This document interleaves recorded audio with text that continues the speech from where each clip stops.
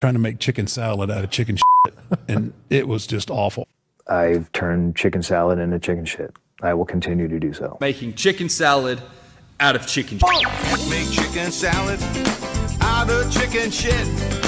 People is as people does, that's all there is to it. Put a square peg in a round hole, just never seems to fit.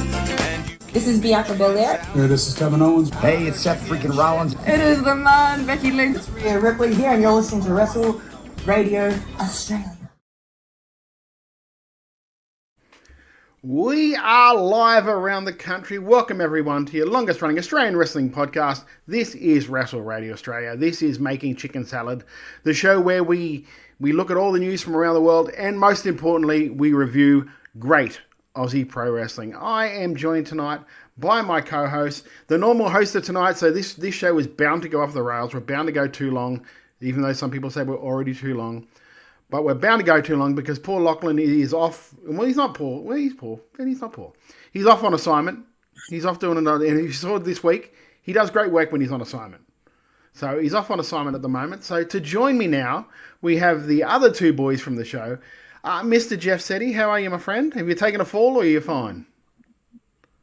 Oh, no. I got up after the one fall. Don't worry about that. Oh, okay. That's good. Good to hear. Thanks, Jamie. I'm well, mate. I was fascinated by watching you debate within yourself whether Lachlan was poor or not.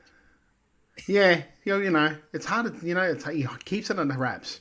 Like, he always cries like he's a bit broke, but it's like, oh, we're going to Japan next week. Oh, okay. That's cool. That's nice to know. Or concerts, or buying more board games. Yes. Yeah. And if you're listening to the podcast, that voice you just heard is our reactionary podcaster, Jamie Apps, mate. I saw you going very performative today on your Dynamite watch-along. No performance there. I literally just broke midway through the show, so I was excited. Leave me alone. I get excited about things. Evidently. Yeah, AEW boy in full stride. Yeah. Which is, it's good to see, mate. It's good to see you happy. Yeah. Can't complain. Can't complain. Lachlan sold out. Yep. Lachlan sold 100%. You know he did. He's trying to find someone to get a backstage with Lachlan. Funny we Robbie mentioned Thorpe Lachlan. next month. Yeah. It's probably why he's not here. No, He's a in a backstage podcast with somewhere. Lachlan. Not a backstage with Jeff. Yeah, exactly. Robbie Thorpe next month. It's just Robbie Thorpe beating the crap out of Lachlan at the Metro. In the alley next to the Metro. It's funny we mentioned Lachlan, and it's funny that he's not here. Because you guys know that I do the watch-alongs on Friday night. Yeah. Friday night, sit there and we go watch some stuff.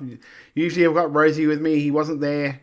He wasn't there this week. So what I did is I found those, those spinny wheels you can get online, and you put the choices and it makes it for you, and then you go and do that sort of stuff. Mm-hmm. Well, what I did is I just put like different states, and whatever the state came up, we went and watched the show from a match from that state. Now, the funny thing is, it landed on Queensland for one of them, right? So we went to Atomic Pro because that's a podcast, it's a promotion that doesn't get a lot of eyes on it. So we thought, I'll do that, get some eyes on it. And we watched the match where something really kind of popped up. And I don't know if you remember, Jamie, but we did the whole what do you want to talk about? Mm-hmm. And one of the questions was, what commentary phrase do you hate? And this was Lachlan's response. Oh! I think he knows that too. Not going for the pinfall, but looking to follow up on it. Did Lachlan say he didn't like that last night? I'm not a fan of didn't get all of it. Into the corner and delivers what looked like an attempt at the house call, but not quite getting all of it. Don't just say, oh, that wasn't great. Got Hypocrite. him. Hypocrite. Well, we all know that Robbie Thorpe doesn't like that kind of attitude. It's getting risky. So that's personally why I think he might have watched the watch along and just gone, I'm going to be caught here. So just ducked out of this week's show. Cowardly act, we know. Also, you call me out for being a reactionary streamer. That was quite the reaction from yourself. See, do you know what, though? It's a little different when it's Zack Sabre Jr. and, like, Kenny Omega to when it's someone you can actually rag on. When it's someone I can actually corner live on camera. As much shit as we give him, though. Nicolea said he's trying. Nicolea said he's trying to find someone who doesn't want to fight him. Well, he found Mitch. Yeah, Nicolea didn't want to fight him. Also, big shout out to Lachlan too, because he did a really good. We've done a couple actually, really good interviews with Mitch Ryder, One Shot Mitch Ryder. One that went up this week, and one that'll probably go up sometime next week, which is a more of an expansive kind of interview where he talks about more other places than just like MCW. So that'll go up later on next week. Well, it will go up next week. So look forward to that one in your feeds. My friends, guess one of the news of the week for Australian wrestling is ACW, the new ACW, have already announced their second show, even though they haven't had their first show yet. And they're not doing it in the Padstow RSL. In fact, they're going to the Melbourne Pavilion. It's quite it's adventurous. I'm thinking that's the way I'll say it. Ambitious. A big step up. Ambitious. Yeah. Ambitious. Yeah. Also, that's exactly what Melbourne is. More wrestling. Yeah. You guys Nicholas, have he that said much he's excellent. He's very good as well. He is. Yeah. But it's also like, you know how we always talk about you got to learn to crawl before you can walk? Like, that seems like you're going straight into a dead-out sprint. Yeah, that's like racing Usain Bolt 100 meters. Yeah. As it pertains to ACW and, of course, the owner, Hassan, we nearly interviewed him this week. Jamie, do you want to fill us in on the rest of this sort of gear? So we had a time tentatively booked in, and then that was delayed, seemingly indefinitely. So we've put out a couple more times, and we're just waiting to see if those times work, and if not, well, it'll be sometime in the future, I assume. Yeah. So, for full transparency, he contacted us because he has an office in Bangladesh, I think it is, Jamie. Yep. So he contacted us about that, about working through times for that, which we were fine with. Like, honestly, we're just open to whatever time he wants to give us for it. Then he asked us for the questions that we were going to ask. So because we don't really map out questions, because we tend to like to listen to answers and then like follow our questions off that. We don't set on a set list of. In my media career, I've never given people questions beforehand. Yeah. Unless it is a like typed out interview, and like when I've interviewed the Prime Minister, they just tend to get written questions sent and then they send back responses. But anybody else, it's like, why would I give you the questions first? Because then you just get rehearsed answers. You don't get honest feedback. Yeah, and literally the only time I've done it is when back in the day, one of the first or second, it was probably the second time I interviewed Robbie. And I think something had just happened in New Japan where somebody had gone off script in a podcast and really like did something that the office wasn't happy with. The office wasn't happy with. So he's just like, is there any chance you can write out your questions and just send them to New Japan just for the okay? Like, I know you're not going to ask me anything dumb, but like just so, which was fine. But because I said, that's also probably not going to. That's also a little bit different too, because it's the company approving it, not necessarily like you didn't send the questions to Robbie for him to like prepare answers. No, exactly right. Yeah, which were like I was fine. I said to him, look, I'll send you the questions, but I'm not sure if any of these are actually going to get asked. He's like, that's fine, just as long as they know what road you're going along. It's also a little, with New Japan, there's that language barrier thing. So there could have been the need to translate and things like that, which is probably adding a layer.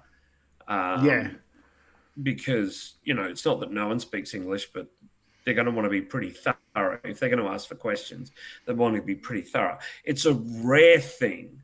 Like, I did similar work to Jamie for a few years, including, like, I sat down with French actor Emmanuel Bayat back in the day, and there was no sort of, what questions are you asking?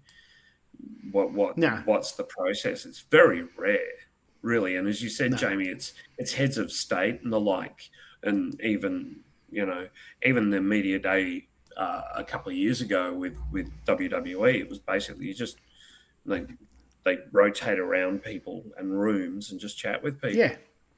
Yeah. That's it. So honestly, we're not going into this like with any agenda. We just want to ask him the questions. So like, and we sent him a rough guideline, and then I think it was the day of it got called off. Yep. Or the day before. Yeah.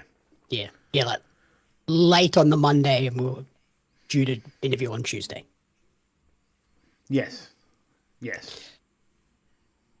No, it was it was midway through the Monday, and supposed to be doing a Monday night. Oh yeah, we're doing it Monday night. That's right. Because I remember because it was my birthday. Yeah, it was your birthday, and I cancelled dinner plans with my wife, and then had to message you back going, "Hey, any chance we can have that dinner again?"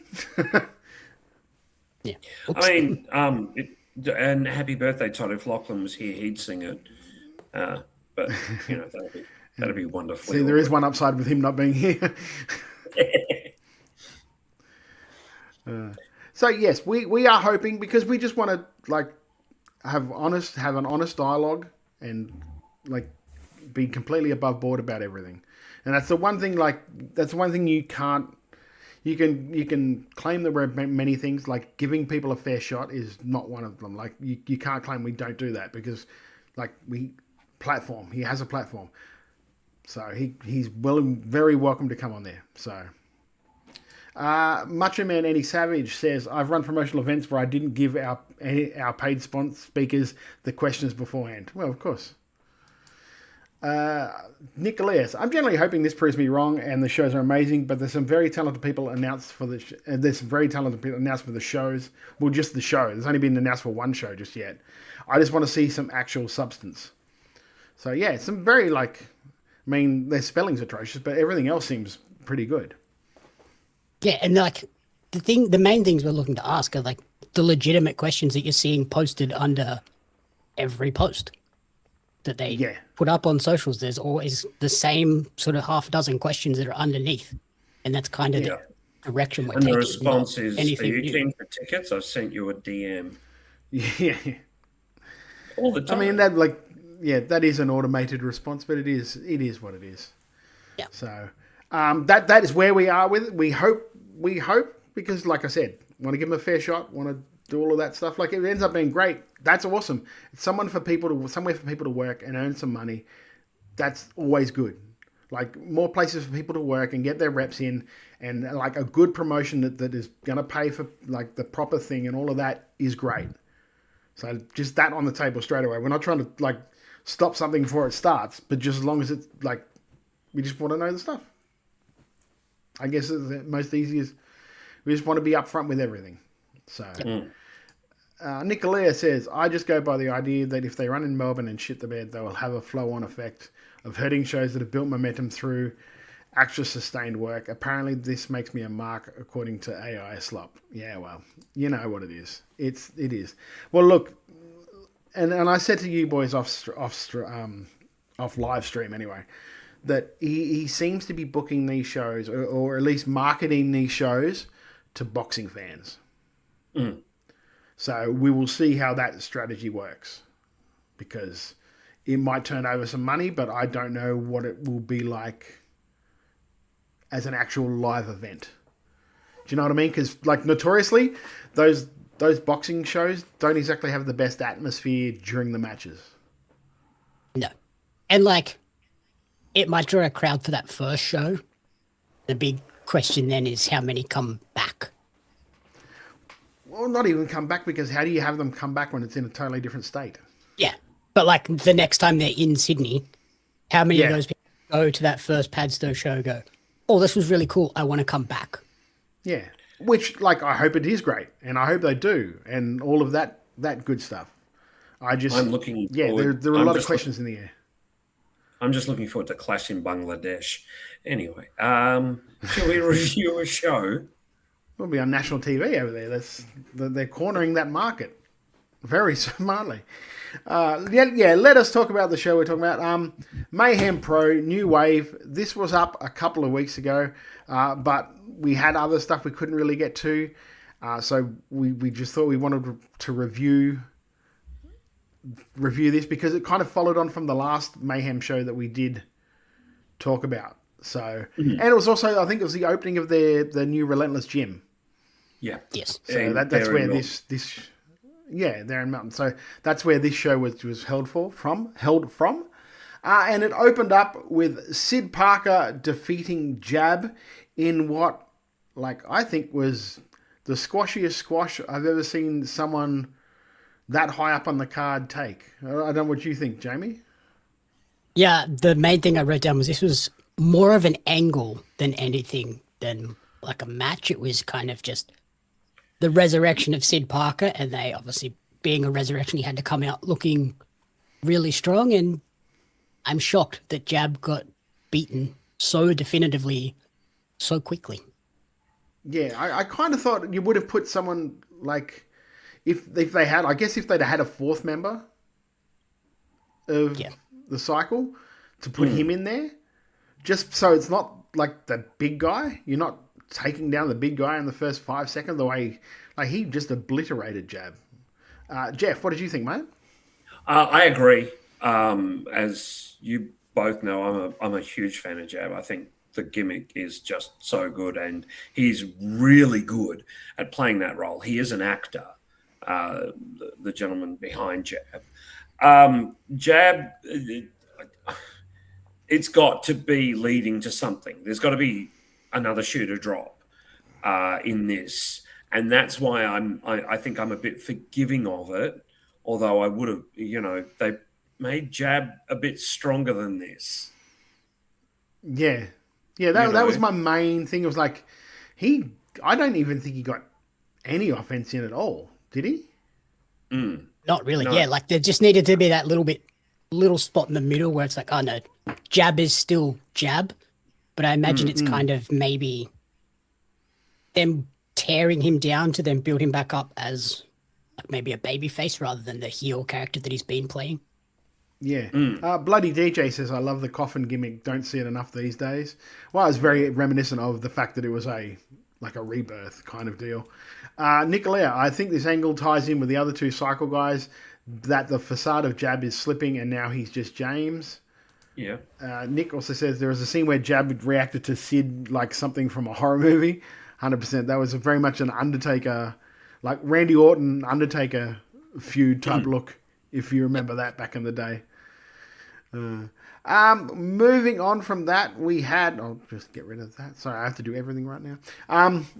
We move on from that to MJ Russo defeating what I believe was a debuting Bruno the Kodiak. I just before we get started, the promo beforehand from Bruno, I liked it, but I could see in his eyes he didn't mean anything he was saying.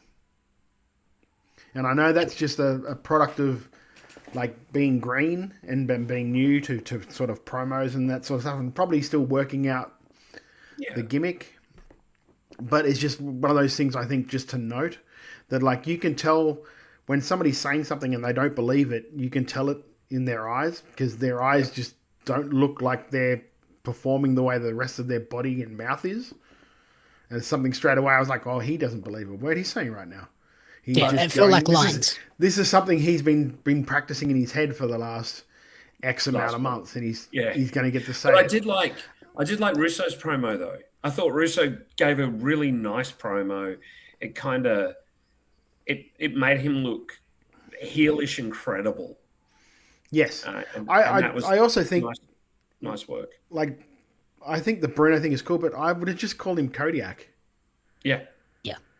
Because at times it felt like the commentary were talking about two different people in the ring when they were commentating him. So it was either like Bruno or Kodiak. Maybe you start off as Kodiak and move him into Bruno But aside from that, what did you think of the match, though, Jeff? I like this match a lot. There was a note that Zali made on commentary, and she goes, "Thanks, Lockie." Well, everyone knows who she is. It's quite in Melbourne. It's very funny that literally everyone knows she's got an Order of Australia medal, for crying out loud. Dig up, Jeff. Dig up. But the match itself was really good. But what Zali said was, MJ Russo can be seen as being a bit hesitant because no one knows what a debuting wrestler will do. Like, no one knows. And that immediately gives him credibility and the chance that Bruno can carry the win off. I thought that was lovely. And a really nice match. Like, they both looked pretty strong and they both looked pretty good. Some of Bruno's offense was just great. Jamie, what did you think? Oh, sorry. So yeah, Jamie, what did you think, mate? No, that's all right. I thought you'd done. There was a skip in the. Yeah. Yeah, no, I kind of agree with Jeff. I thought this was really well done. I was mainly focused on Bruno because we've seen MJ Russo and know sort of how good he is as that heel character. But I liked the way Bruno moved, but also then brought in some of his personality in some spots as well. So it wasn't.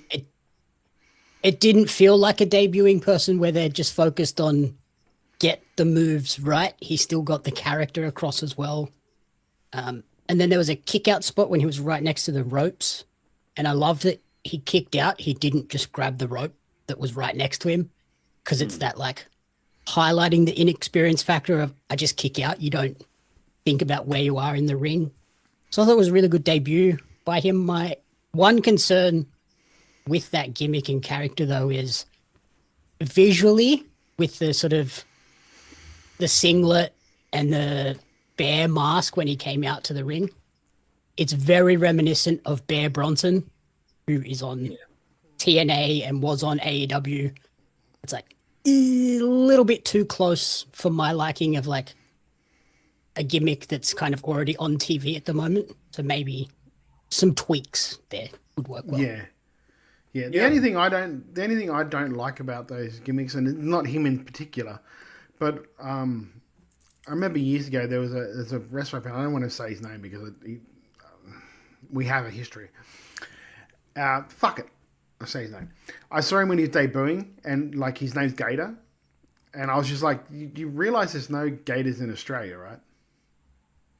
It's Crocs. Yeah. The same thing with Kodiak. There's no Kodiak Bears in. Kodiak is a North American, like native North American bear. You could get away with it if he was an American living in Australia. Yeah. So that's really me just being ultra fucking picky. The match itself I thought was really good for someone who hasn't like wrestled and is kind of like pretty much, I would say, his live debut. I think he did really well. A lot of personality. He did all that stuff that we talk about, like you mentioned, Jamie, where they kind of forget that they're actually working a crowd and just have to go to the next thing and the next thing. He did that thing where he worked the crowd. He pulled the straps down. He hit his spots. He did really good. It was very. I love the fact that it was very formulaic. The fact that it just reminded me of that old Harley Race Scott Hall story. When Scott first worked with Harley and said to Harley, like, I'm working tonight, Mr. Race. He goes, what would you like to do? And Mr. Race is like, Harley's just like, what's your finishing move, kid? And he goes, it's this, I'll move. Mm-hmm. Basically what it was. Do you know it's what I mean? Cool finisher for a big dude. He went for his finisher. He missed it. MJ didn't stuff around and hit him with 3 or 4 different moves before he hit his finish. He just hit his finish and took it home. And I think that's the way it's supposed to be. You don't put 5 pounds of shit in a like 2-pound bag. Do you know what I mean? No. You don't need that extra stuff. You just hit him with your finisher and you take it home. I thought it was really well done. What we're seeing really from Fox and JXT and Jake Navarra is we're seeing workers who work smart. particularly the heels. The heels all work so smart. Nate Hunter works smart. Russo works smart. Malik work. You know, these guys are all working really smart matches, and it's great to see. And you kind of even and we'll come to this match later, but even Pete Carter, you can see there's an intelligence to the way these guys are working. And it's kudos to the team at Relentless because they're doing such great work with these people. And it makes you really excited about the future. And even Pump and Paul has come along so far. And don't do the whole show yet, bro. We're going to talk about him. But I imagine that comes down to like Jake and JXT stressing sort of tape study, and I imagine the amount of tapes and things that JXT has for these students to go and dig through and watch is incredible. Yeah. Look, Nicolia says... Sorry, after you do that one, I want to shout out. Nicolia says the Miss Spiral Tap Kodiak was mental live. Yeah, looked really good. It would have been. This is lovely. Look, Bruno, thank you so much. We've got a message from Bruno in the chat. Cheers for the love, lads. I'll keep getting better for sure. And that just speaks volumes to the respect that we give you guys and the respect you give back, Bruno. We think you're great, mate. Nothing we're saying is negative. No. Keep going. Next up, we had the Mayhem Pro Tag Team titles on the line. Cousin Ali and Pump and Paul Fury defeated the Physicals, Jimmy Castle and Johnny Jets. Jeff, what did you think of this match? Beautiful. Just a great big man, little man match. These guys fought with a little bit of venom, but it never got heated to the point of really breaking the rules. Like the Physicals, they trod the line, but then, they still stayed relatively clean. The title change, I was slightly surprised. I actually think there's a series in this.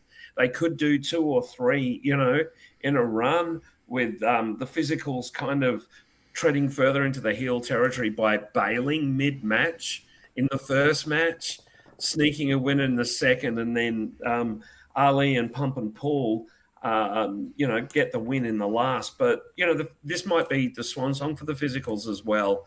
They might be because, we see them at MCW, so they might be taking a break from Mayhem for a while. That's just an idea. It's maybe completely untrue, but the match itself, a great big man, little man match. I see it as an idea, but it's like I think that's sort of silly because you need your reps. True. Guys, I can understand it if it's guys like Slex, guys like Brooksy, even though Brooksy works. Oh, sure. He'll work the opening of an envelope. But Brooksy will work anyway. Yeah, Brooksy will work anyway. But a lot of those guys, like that young in their career, like they're him, like Nate Hunter, all those guys need as many reps as they can, just to like get that under their belt. Personally, I would have done a heel turn on this show. I would have had them turn heel and steal the win, and then had those big guys chasing them then. For the next couple of shows until Nick mentions the Physicals did turn heel at the end of the Colac show just a few weeks after this. So thanks for the update, Nick. Yeah, see, I think I would have done it on this show and had them steal the win, or just something like that, or even just the accidental double count out. So then you could do the heel turn on the next show, and it makes sense because they know that they can't. They know that they won't be able to beat these two big guys, so they'll find a way to get the wins. You know what I mean? Yeah. That's really money. Even at the end when they did the sort of respectful hand raise thing, have them do that and then have them like chop block the guys and do something dastardly afterwards. I always feel like that tag title thing is that's the be all and end all at the end of the day. So like. They shouldn't have lost that if they were going to do the heel turn. Like, the heel turn comes before you lose. If you're losing it to a babyface anyway. There is nothing as good and as satisfying as you remember, and Heyman did it so well at WrestleMania last year, where he just low blowed Roman, and then like the Physicals doing that to Pump and Paul and Ali. at the end of the match or during the match, that would have been just magnificent. The heat they would have gotten would have been incredible. Yeah, I think like we kind of reflect what my main thoughts were about this. It kind of played out exactly how I expected with this sort of big powerhouse team grinding down the high flyers, but it just didn't hit the heights that I kind of expect from a title match. Yep. And I think it is probably because of that like idea of there was just that one little cherry on top that sparks and takes it to another level. So maybe that's what it was. Like it just needed that heel turn. Yeah, they couldn't do it. Michael from Moonsault Press says, I really want to see the physicals as bratty heels. Yeah, I think that would work well from them. Nicholas says, and I love that they fit within the confines of a tag team match with an actual 5 count from the ref. Like, the whole thing, like, I just think if they'd have got a cheeky pin with the feet on the ropes or, like, just something that they stole the win and then there was a distraction and a low blow. Yeah, something like that, just to, like, do that and then so you have one more show where, like, they've got to go, like, that Paul and Ali have got to go through a whole bunch of tag teams now to get to the physicals, to get back to the physicals. That whole thing, the chase, the money's in the chase. I've always thought anyway. And losing it against another babyface v babyface, is just, you're never going to get the pop you'll get as if you'll get it when you beat a heel. It's just one of those things, I think. Yep. Other than that, I think the match was good in the psychological constraints that they had, if that makes sense. Yeah, because it was babyface versus babyface, there's only so much you can do to get the crowd involved. Yeah, exactly right. Next up, we had one of the matches of the show, Edward Dusk defeating Ezekiel in a really good match, a really smart little finish too here, where it wasn't like a complete, I hit him with like my big finisher and that was the end of him. It was that smart veteran, like small package roll up into the pin. And I thought this was a really, really good match from both of these guys. What did you think, Jamie?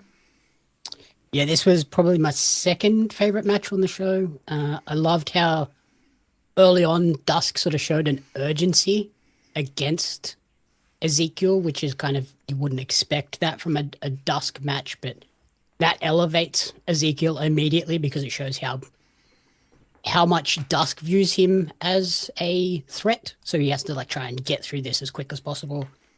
I thought Ezekiel looked great and more than held his own against Dusk.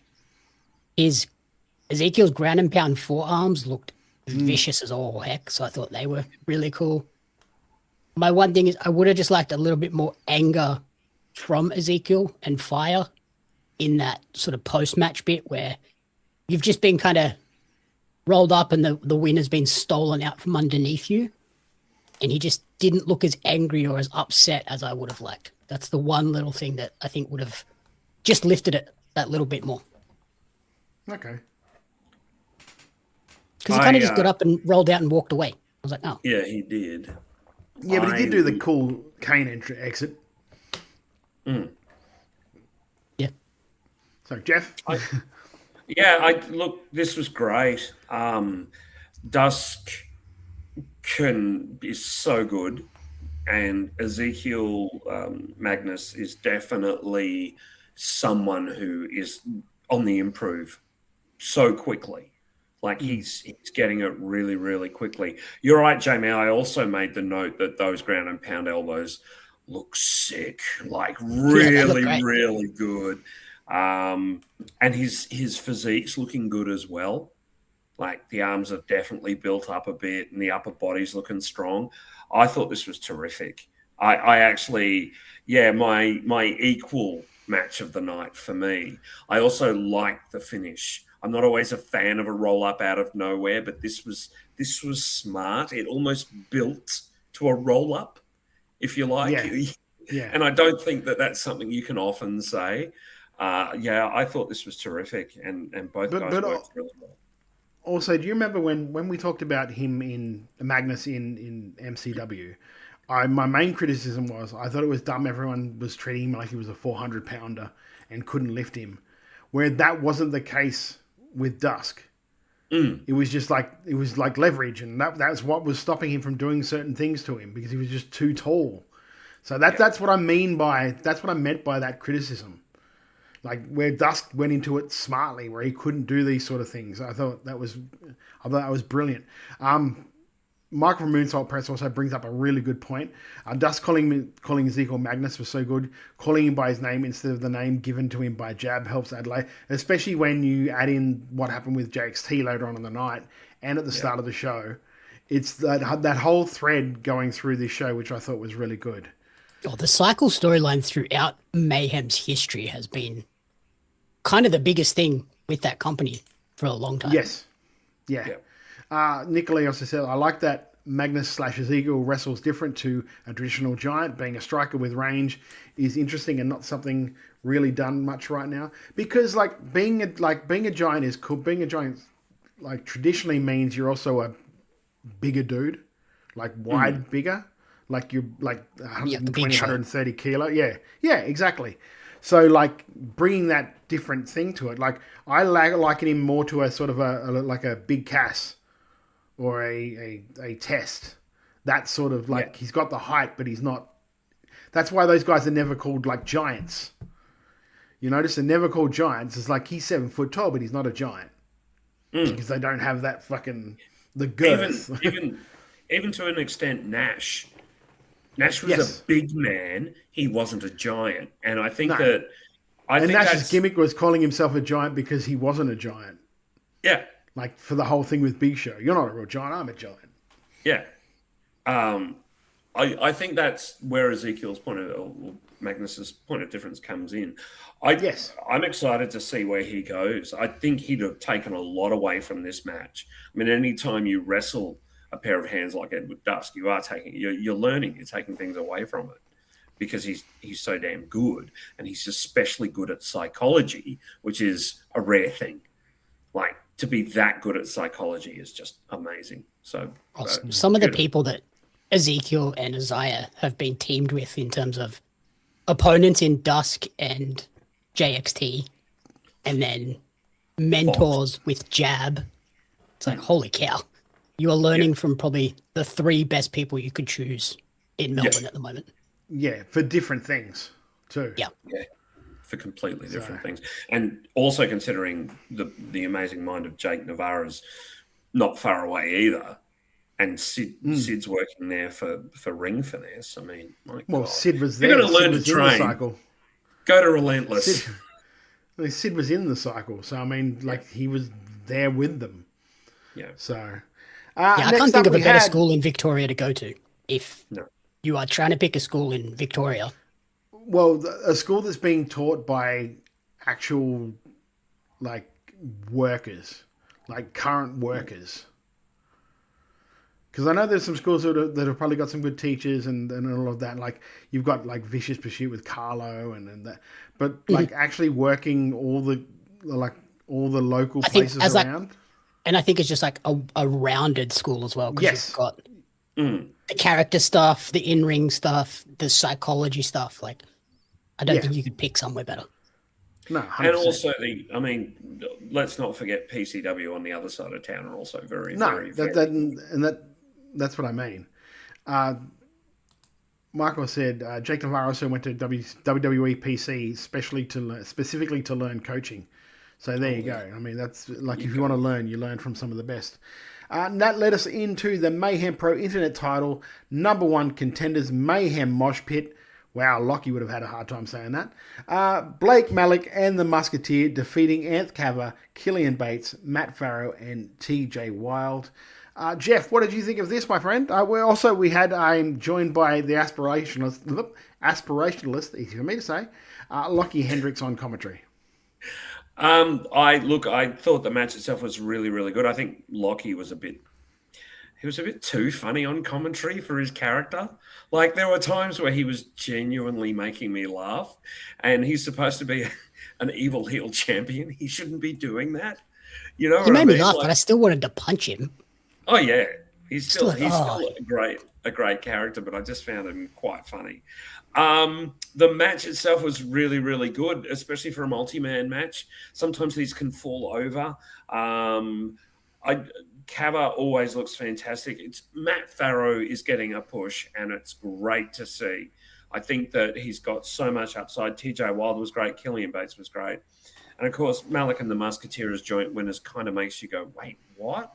How, So now that it is a triple threat at the next show, it kind of makes sense. But I really like this. I thought this was a good, fun multi-man match. Jody, actually, Matt did one of the things that it annoys me, and I know it's only because he's new, and like it can happen to the best of us.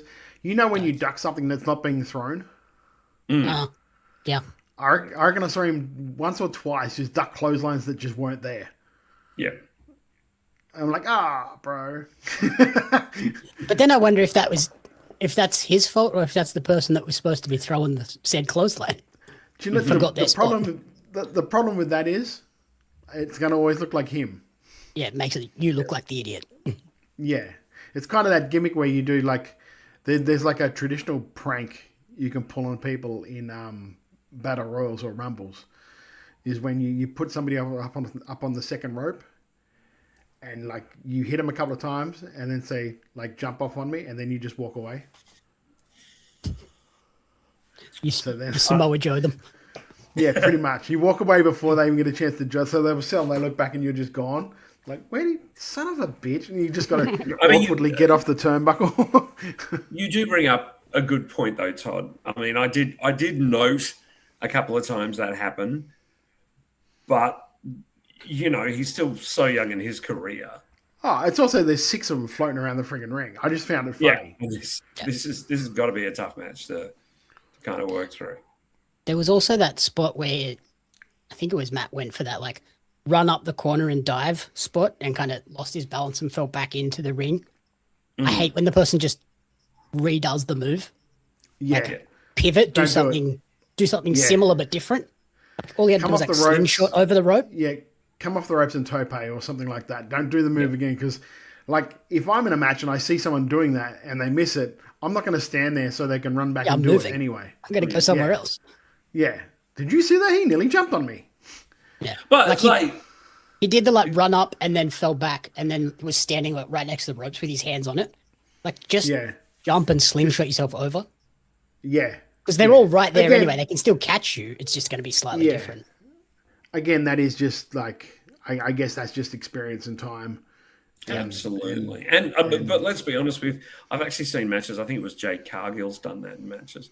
Mr. Move and then. But then again, I think Matt Farrow's probably had as many matches as she has. Yeah, exactly. Definitely as champion. Yeah.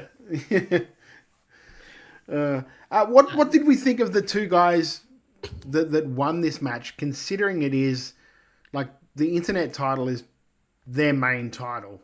So what did we think of like a Blake Malik and Musketeer winning this?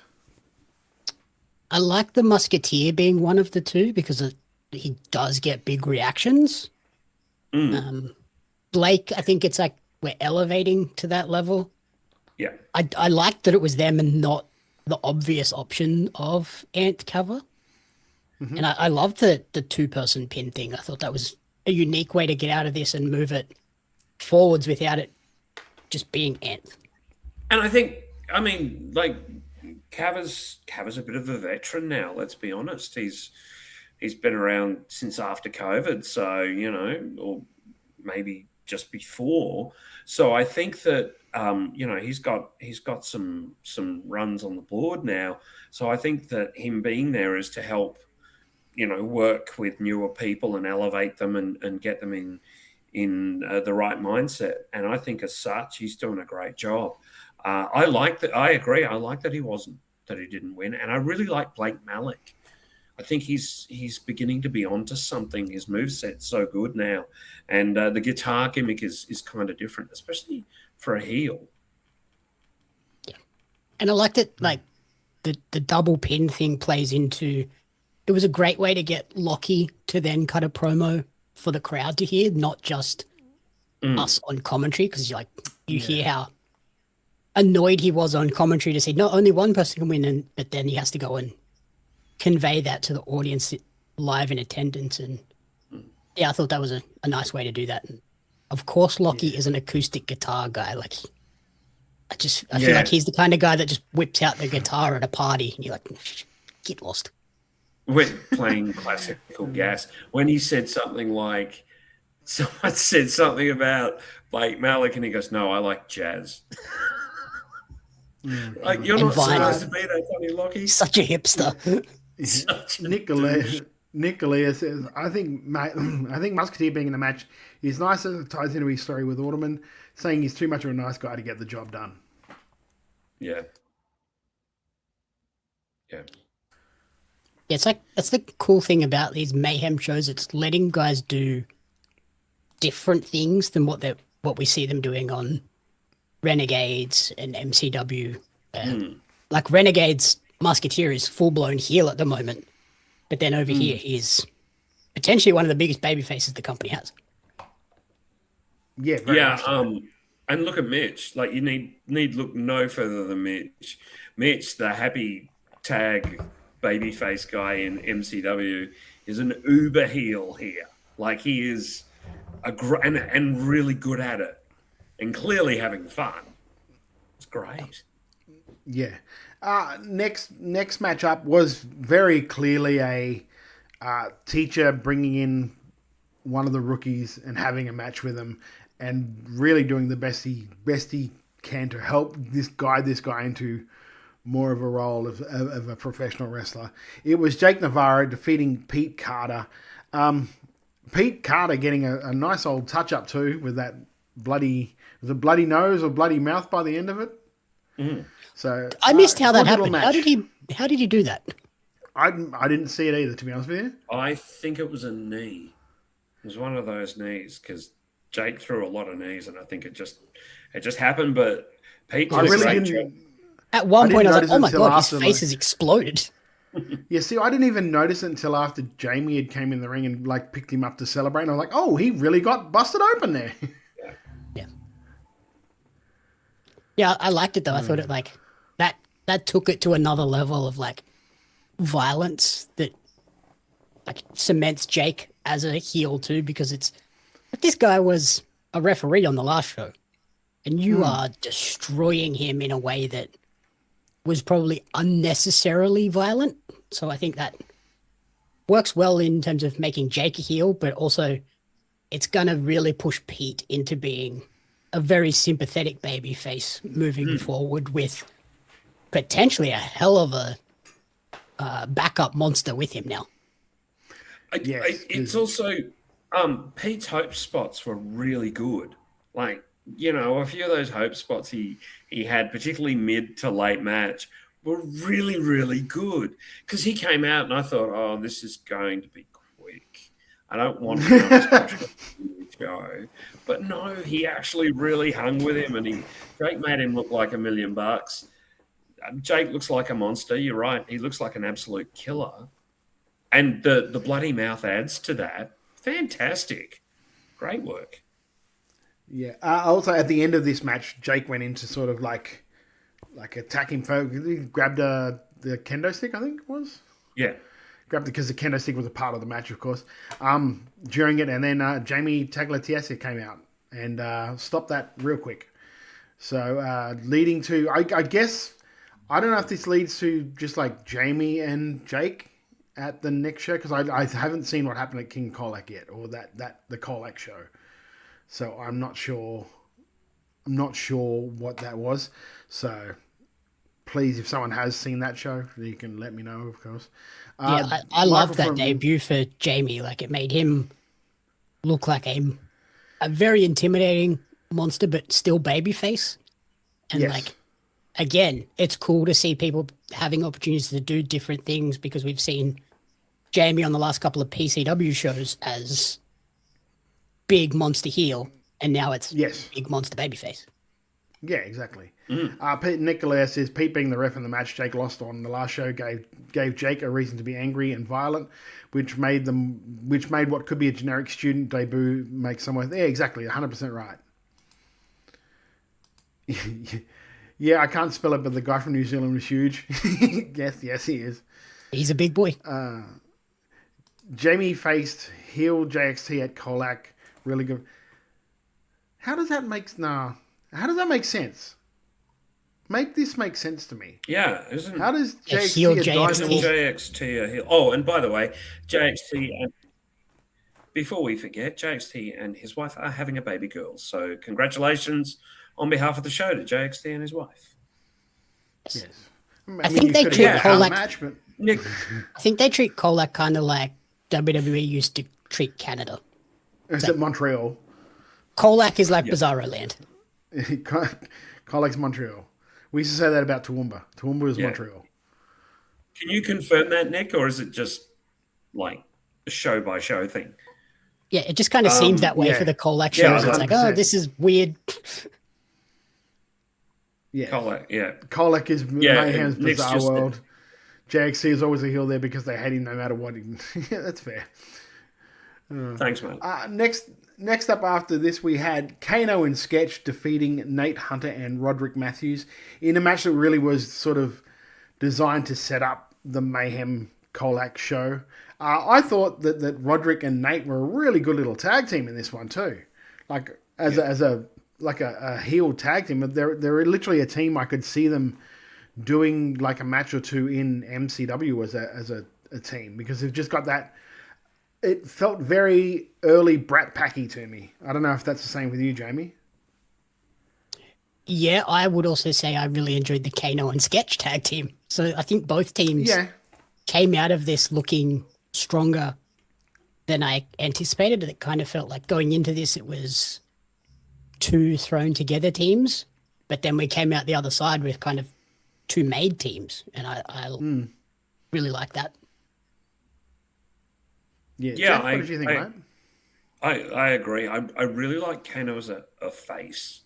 I think there's something about him that works more as a face than a heel, because I originally saw him as a heel.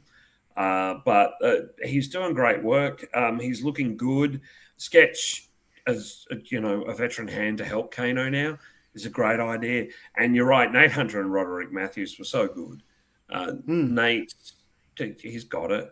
Like, I know, we've spoken long and lyrical about how good he is. He's really getting it. And this was a different match, obviously, to the one he had with Lucas at the last MCW show. And it's good to see him wrestle a variety of styles. And he wrestled slightly differently. He was a bit more sort of, in-your-face punch rather than sort of breaking down with headlocks and arm locks. I liked it. I liked it a lot. Yeah, especially with like big babyface teams in Renegades and MCW holding the titles. Yeah, and Nate Roderick kind of little run in both of those companies could be Are the really Ambush babyface now? Or did Rapid Fire win him back? Yeah, it's on the Renegade social, so I'm not spoiling anything. Rapid Fire won. Okay, thank you. Nicolia says, when the Kolak show goes online, the Hunter versus Sketch match is something worth seeking out. It's a match where Hunter looked like a finished product as a star. Yeah, I think he's really good. There's a reason why MCW started booking him more regularly after they got a look at him, because they can see what we've been saying for a while.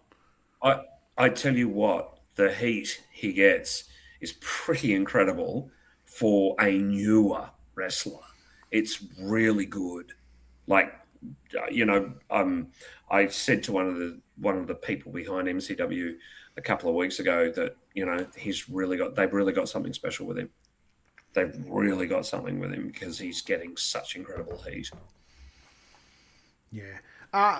This led us into what I think was, again, it's funny because both of the team of the cycle pretty much put on what I think was my matches of the night, because JXT and Isaiah, really, really good match, I thought. Really good. Incredible. Really good. I loved this. Yeah. Yeah, me Well, too. what did you think, Jamie? Yeah, I loved it. I loved the whole storyline of JXT trying to draw Mitch out of Isaiah, and I thought it was really well done. They elevated Isaiah to a new level with this one. My main notes was just like, JXT is so underrated in his ability to make a young talent into a star in a match, not necessarily a long-term feud. Like, this one match made me go, yep, Isaiah can step away from the cycle at any moment and have no hesitations about, is this going to flounder? Like, I think he's totally made now, and yeah, awesome stuff. And Jeff already beat me to it, but congratulations to JXT and his partner as well. That was very nice news to see this week. Jeff. Yeah, completely agree with the congratulations and completely agree with this match. Look, it was great. Mitch Connors is now like absolutely made. I like so much about this match. I like the flow. I like the moves.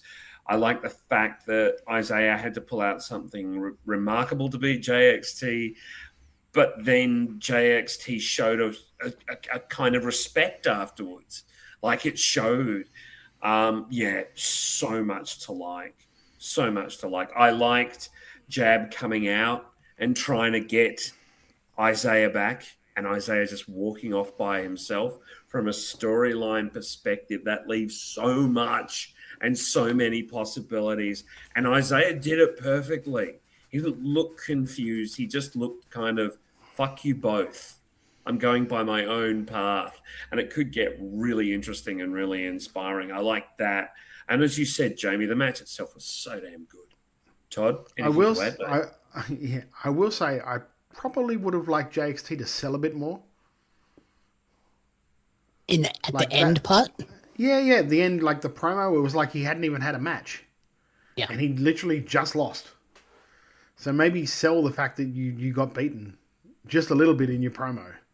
Even if you've got to stop talking for a second because something's in your ribs is hurt, or, you know what I mean? Just that little extra sell. I was like halfway through the promo, I'm like, this doesn't even feel like he wrestled. He was barely even breathing heavy. It's like, JXT, stop being so damn fit. Yeah, it's just like... I just want to pick up on something Nick Galea said. He said, this is the best story in Aussie wrestling in 2026. It's been building for 2 years. Like the cycle, cycle, I got it right, actually, has been the best story in Aussie wrestling for about the past 4 years. Like, since Jab. It's kind of a different story. It was like the Jab Erica story is one thing. But then, like, the sequel to that story is the breakdown of the cycle after that. Yeah, that's a good point. That's a really good point. The inevitable, like, Jab, Mitch Connors, Magnus three-way, I think is going to really blow the doors off Mayhem. Yeah. Yeah. So, I thought that was, a really, really good match. Like I said, very close tie to maybe being the match of the night for me anyway. That led us into the main event. Justice for Ben wasn't happening in the Casino Brawl because Johari defeated Ben Barrett. And I'll just say this right now, guys, because this might be a bit of a controversial take here. Dice, way worse than Thumbtacks. Yeah. Oh, yeah. Way worse than Thumbtacks. Because it wasn't until after he dropped the dice on the mat, I'm like, they're just going to roll everywhere. It's not like Thumbtacks, where Thumbtacks will stay in a generalized area because they're not made to roll. Like, dice are literally made to roll. So, like, for the next 3 or 4 minutes afterwards, every bump they took, it doesn't matter where it was in the ring, they were landing on a dice. And it wouldn't be so bad if they stayed in the one spot, because it would kind of be a relatively flat landing. It's the ones where you were landing on, like, 2 dice would have sucked. Yeah, it's also not a... Like the Legos.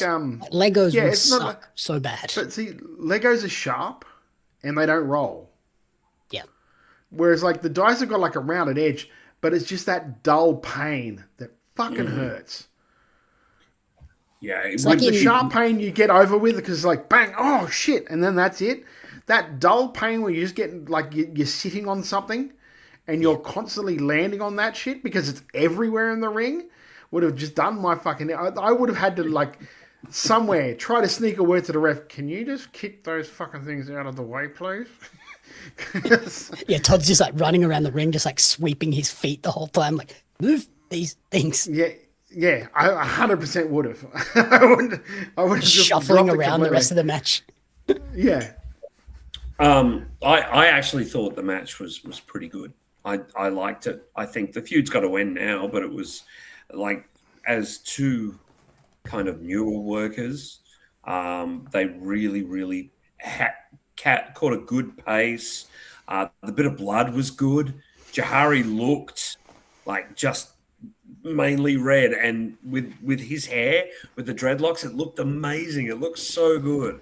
I really like that. I think Ben Barnett is a terrific worker who happens to have something against Lachlan not giving him justice. Lachlan, I part of me thinks you're running because you might have thought I got another backstage with Jeff at this show. Didn't happen. I like this as the main, and I think it was worthy of being the main in terms of like what would you put on after this? Nothing was going to top this. So yeah, I thought this was a good match. Jamie, what did you? Michael Michael from Moonsault Press makes a good point because I was surprised too at first that this was the main event, but I was impressed afterwards. Yeah, especially going in because there are a lot like we talk about the storylines that are going on in Mayhem Pro. This was really almost a third tier sort of storyline.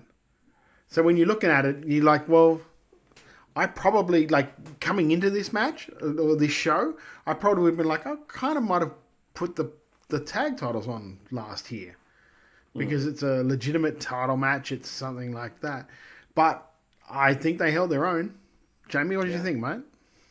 Yeah, I would agree. Like looking at it on paper and like with storyline wise, I maybe would have had Isaiah and JXT as the main just because of kind of the build up to it. But then when this came on as the main, I thought they delivered.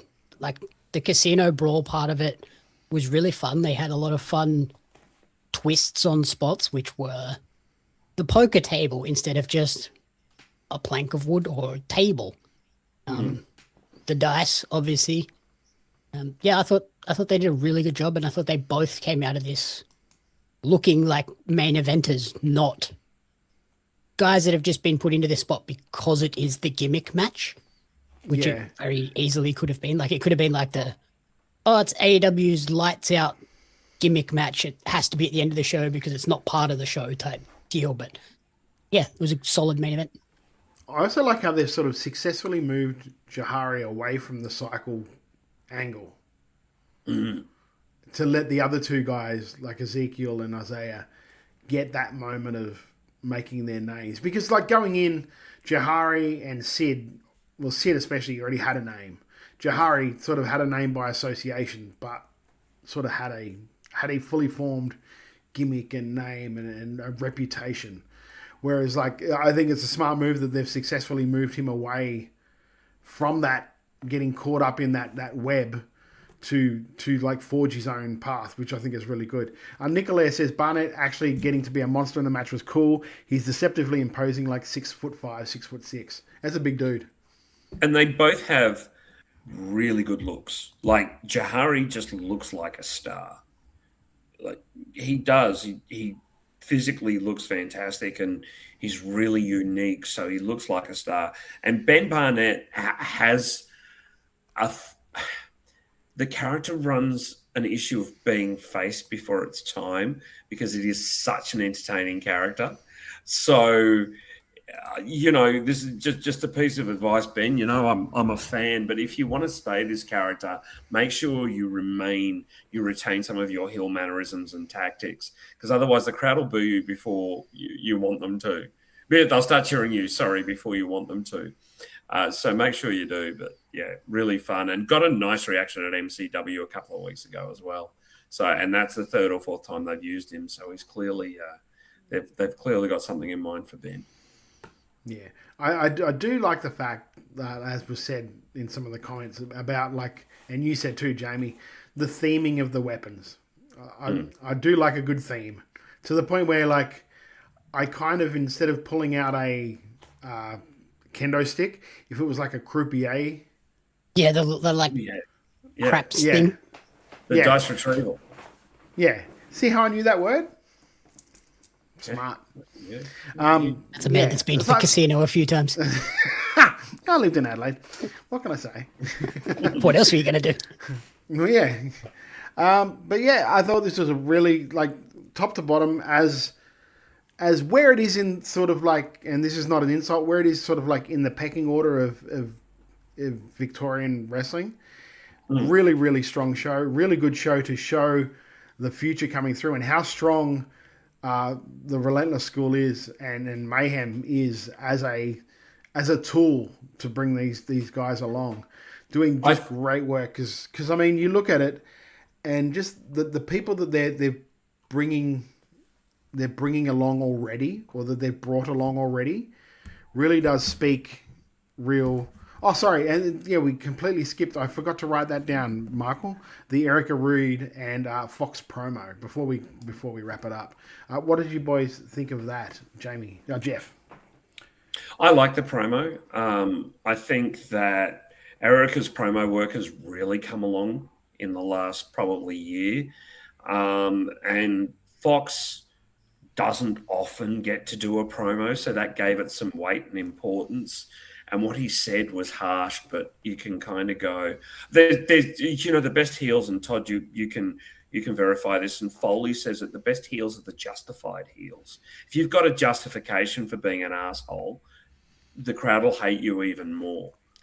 It goes by the best characters, period, in wrestling. Yeah. The ones that can justify their actions, even if the crowd doesn't agree with the justification.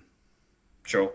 That's why Bret Hart, when he was doing the Hart Foundation stuff, when he was a face everywhere but America and a heel, that's why that period is one of my favorite periods, particularly of Bret Hart. But I liked so much about this show, and that promo was electrifying. If you don't mind, I'll just actually let's go to Jamie first. Jamie, what did you think of that promo?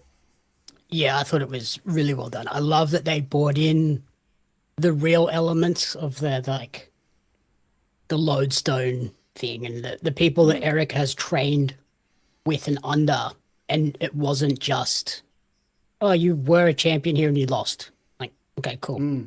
There was all these other things of like, you've had every advantage and every tool given to you, and this is why I have an issue with you not using it to the best of your abilities. And I thought, yeah, it really made Fox look like a dickhead, but also you kind of look at it and go, he's kind of right, which is makes me feel icky for even thinking that. And then Erica's fire back was just as well done, and looking forward to that match. I think that's going to be an insane match. Yeah, Nick's mentioning Mayhem have 2 shows in the next few weeks. Bad to the Bone on June 20th at their gym, so out there in Melton, and a pure student show the night before the Ballroom Brawl on Friday the 25th. Look, they're both going to be great, so get yourselves along to those shows. I want to also shout out Matt, formerly Matt and Chat, who we hope makes his return someday, Matty Huss and Zali Gold, because they both did such great work. They're really becoming a nice commentary team. And I want to shout them both out because their chemistry is really improved. Matt is a very good commentator, very good in bringing that excitement to a match. Yeah, I will say. And yeah, like if you're like an MCW or an RO Renegades like Die Hard, and you want to kind of get an insight into what's the future of those companies, Mayhem is the show to watch. And if you can get to their shows, I don't think you'll ever be disappointed going out to Melton or Colac or a Mayhem show. Well, you might be disappointed going out to Melton, but not for this. Yeah. For the actual wrestling, you go out there, but I drove through Melton. It seemed all right. It's because you drove through it. Yeah, JXT did then tell me, don't get out of your car. Then I was like, okay. But you Ryan, look at Ryan William Boyle. I'm just going to address Ryan's question, if you don't mind, fellas. Ryan William Boyle has been nice enough to us when WrestleBrania is coming back to Sydney. Ryan, we've taken a bit of a hiatus for the first half of this year. We're hoping to be back at PAX this year, so we will need a little bit longer before we can make our way back to Sydney. I'm truly very, very sorry that we can't go there in the foreseeable future. Nick Galea has cracked in with us, someone from Western Sydney. Melton isn't that bad. It reminds me of home. Go ahead, Ryan. Have at Nick, him. that says everything I need to know. JXT was right. Hey. I believe Nick is one of the... we've not won. He's closely tied to the Parramatta boys, so... Can't say a bad word in my opinion. Before we got sidetracked into, and thank you to Penrith. Oh no, you can go away. Get in the bin. All your goodwill gone. Exactly. We don't need Rosie in the chat to not talk about wrestling, do we? Anyway, keep going, Todd. Michael from Moonsault Press brought up that great point, but it sort of sidetracked me. But before that, you look at the people now that I don't know if it's from scratch, but pretty much from scratch. Mayhem Pro have brought into Victorian wrestling. You've got guys like Nate Hunter, Roderick, like Paul Fury, the Physicals, the Musketeer, like coming through like Ezekiel and Isaiah. Like that's a great number of guys in the very first couple of years of their existence. So their actual real, their resume already is very strong for producing talent. Yeah, and not only that, but you look at the guys that are on the cusp. So you look at people like Magnus / Ezekiel and Isaiah as well, who are on the cusp. Magnus has already been featured at MCW. Jahari as well, Ben Barnett. Some of these guys have been doing the pre-show for a while, and there's a few people that we've been privy to that are going to be showing up at the Ballroom Brawl that are absolutely fantastic. And yeah, some of them are featured from the Relentless School of Pro Wrestling. So they clearly are showing a brighter and brighter future every day. Yeah. Nicholas says an interesting side note on that. Kodiak posted his debut was pretty much 1 year to the day of him starting training. So that's impressive progress. So exactly, 100%. It's just, it tells you just the good program that they're running there. So if you're in the area and you want to train to be a pro wrestler, you can do a lot worse things than go to Relentless to want to learn how to do that. Yeah. That show, of course, is on YouTube for free. I guess the next ones will be coming up pretty soon. The Colac one will probably be on there sooner rather than later. Go and check that out because, like Nicolia said, apparently the match between Nate Hunter and Sketch was a really, really good one. It's one that if we don't review it on the show, I will definitely still be checking that out. So go and do support them. Support Mayhem Pro. Also 2 shows coming up on the 20th and the 25th, I think he said. Yeah. Or 26th. 20th and then the 25th, the night before the Ballroom Brawl there at the gym in Melbourne. So if you can't go to the studio the week before, definitely go and check out Bad to the Bone. Mayhem Pro doing great work in Victoria. Like I said, bringing up the next wave. And I suppose the show was called New Wave, so it's very appropriate to have that when they really do have a whole new wave of Australian professional wrestlers coming through that look to have real potential. Go and follow them on their YouTube. Give them a follow, subscribe, so you don't miss when any of their shows go up online. Stuff that we have going up over the weekend. We'll do our wrap around the city or wrap around the country. Thanks to Michael Lee at the Australian Wrestling Community Facebook page. Does all the work, messages them through to us as well. Doesn't have to do that because I would have went and hunted them anyway, but just to take that little extra thing out of it, he likes to message us every week and let us know. Great work from Michael. Thank you once again, my friend. We have in the ACT Slam Pro Wrestling at the UC Refractory in Bruce this Saturday. In New South Wales, sold out too. Yeah. Almost sold out. So if you want to get to it, get there. Oh, that's right. I remember. I saw the post about it, like gold, silver, and bronze. Get your tickets now if you want to go to that this weekend. The card is 100%. Going to be a good show. If you're in regional New South Wales, PWA is in the Moree Memorial Hall. I don't know if it's the headline of the show, but Bonza and Bobby Bishop are on that show. So that will be a good match as well. Up here in Queensland, we have IPW Australia Ace of Impact show at Dreamworld on the Gold Coast and Venom Pro Wrestling Collision 3 at the Showman's Club in Yatala or Yatala. But it's Yatala. Go to the pie shop. It's great. Best pies in Queensland. In South Australia, Riot City Wrestling have Mean Street Mayhem 65, Strike First, Strike Hard at the RCW Academy in Kilkenny. And in Victoria, wrapping it up, PCW have Slam featuring Evolution at the Southeastern Entertainment Centre, Ferntree Gully, this Friday. So if you listen to the podcast, it'll probably be tonight. Go and check them out. And MXW Wrestling have Game Over at Ballarat Neighbourhood Centre. People starting to run Ballarat. Smart move. It's a big town. They need some good wrestling up there. Hopefully it's good wrestling. I haven't seen their product, so go and check them out. Support Australian wrestling wherever you are around the country, because like I say, and like we say here every week, Australian wrestling is the best independent wrestling scene in the world. I assume you boys agree with me there?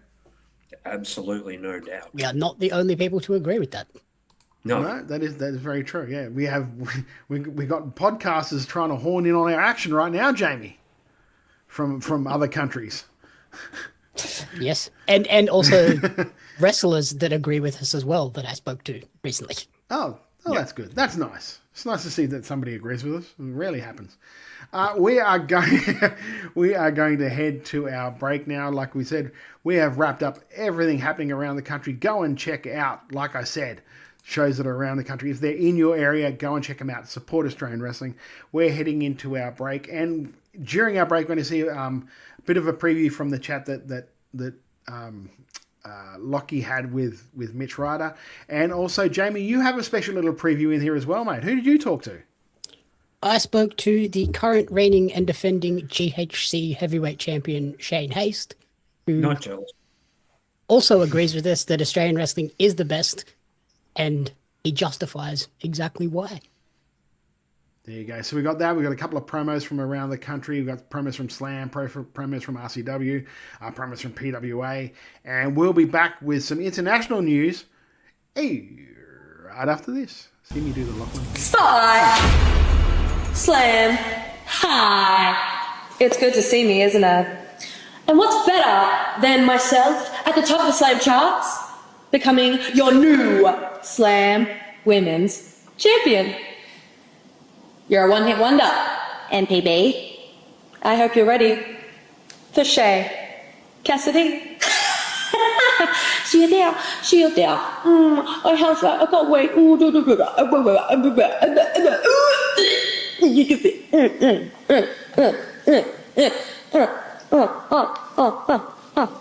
There is a lot more wrestlers these days. There's a lot more wrestlers. There's a lot more competition. Especially down here, like the competition down here, I think is insane at the moment. Well, that too, and there's just like, and there's not money in Australian wrestling, so that's an unfortunate thing. That there's just going to be more and more people trying to, but that's what makes Australian wrestling the best. No one's really in it for the money, so you have to be the best. You're just not if you can sell tickets or put butts in seats. You have to be good. Like, you know what I mean? You have to be good in some aspect to get better. And so that's what makes everyone's like, wow, how are these Australian wrestlers so good? I'm like, because you have to be good. Like, you have to be good or no one's going to give a shit. You can't just be on TV with money getting pushed behind you to make you look good and seem good. You actually have to be good. So get into acting, get into the biggest one, and you can see it everywhere now with a lot of Australian wrestlers, is get into health and fitness. Get your certifications and stuff like that, because that's going to help you in the ring, as well as when you get older, you can then train people. Like Slex is killing it. Marcus Pitt, they're killing it. And that's, they're still wrestling, and they can use the knowledge that they've learned for that to help clients, to help themselves.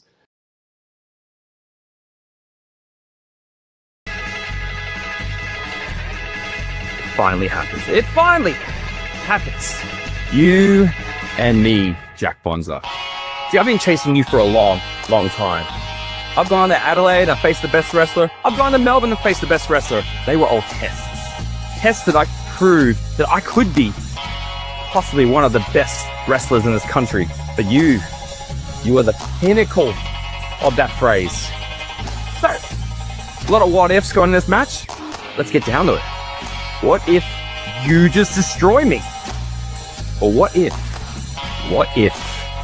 I prove that I am just as good as you? Or what if I beat you? Ooh.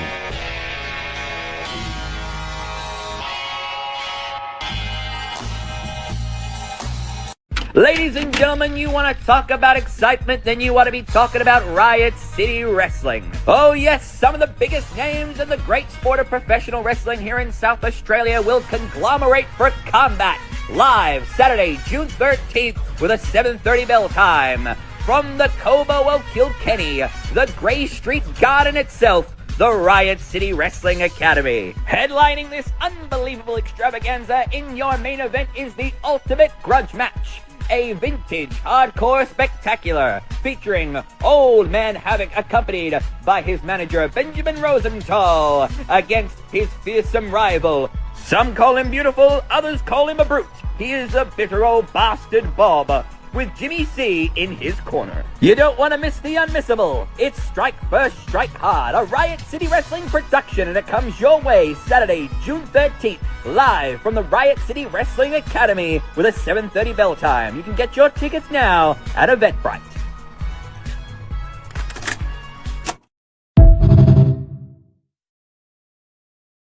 I want to talk about the potential. If you win the Ballroom Brawl, shot at MCW Gold. Yep. There's two champions that come to mind in MCW at the moment. Obviously, you've got Robbie Thorpe with the big one, but then there's also Adam Brooks, who I know we've spoken before about being a bit of a dream match for you. How do they stack up in your mind as champions and potential opponents?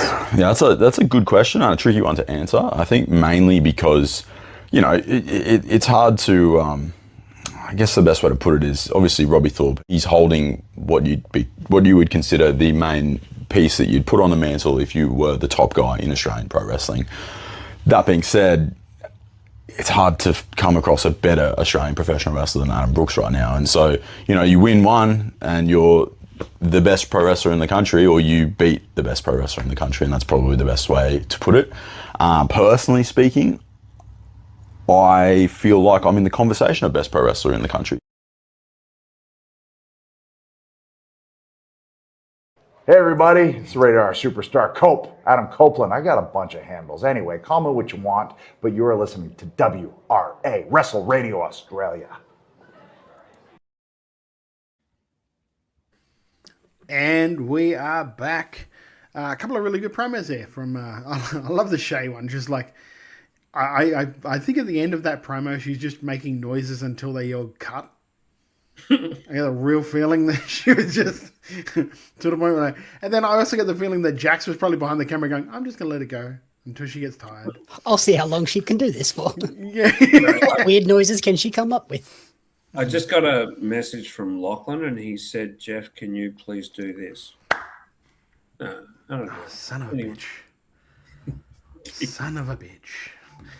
All right, we head over to the United States while we can all still get in. Because if you're looking at the World Cup, not many people are. And in... controversial there. In big news, I guess, for Australians, our very own Zarya won the WWE NXT North American Championship this week. Really, really good match, boys. Have you seen it? If you have, what did you think? I thought it was a terrific match. I mean, clearly Tatum Paxley is off. Like, before I read that Michael's kind of made a bit of noise about it because she's been there for about 3 years. You kind of got the feeling this was her doing the whole I'm putting you over, as the person. Because Zarya is now probably a bit of a veteran in NXT, having been there for a fair while already. I thought this was a great match. I really, really liked it, and I'm really happy for Zarya. It's kind of wonderful that it's another one of ours. And interestingly enough, two girls from Adelaide both hold prominent titles on WWE right now. Yeah, Jamie? Yeah, I didn't see the match. I just saw obviously the outcome. And yeah, I read that Tatum kind of did somewhat of a farewell speech to sort of the NXT PC crowd. So yeah, it does seem like she's off to the main roster in the near future. And yeah, awesome for Zarya. Stoked for her. Yeah, exactly. So we got this little thing that Zarya herself put up on Instagram today. Amazing. This is 2 years in the making, you know? Had a lot of sacrifices to get here. Zarya, that was an amazing performance tonight. You have earned this. Thank you so much. I appreciate you, man. This is unbelievable. You see that side plate action right there? You see that? That's my name. That's my cool-ass name right there. And don't you forget it. I'm the North American champion. And that ain't ever changing.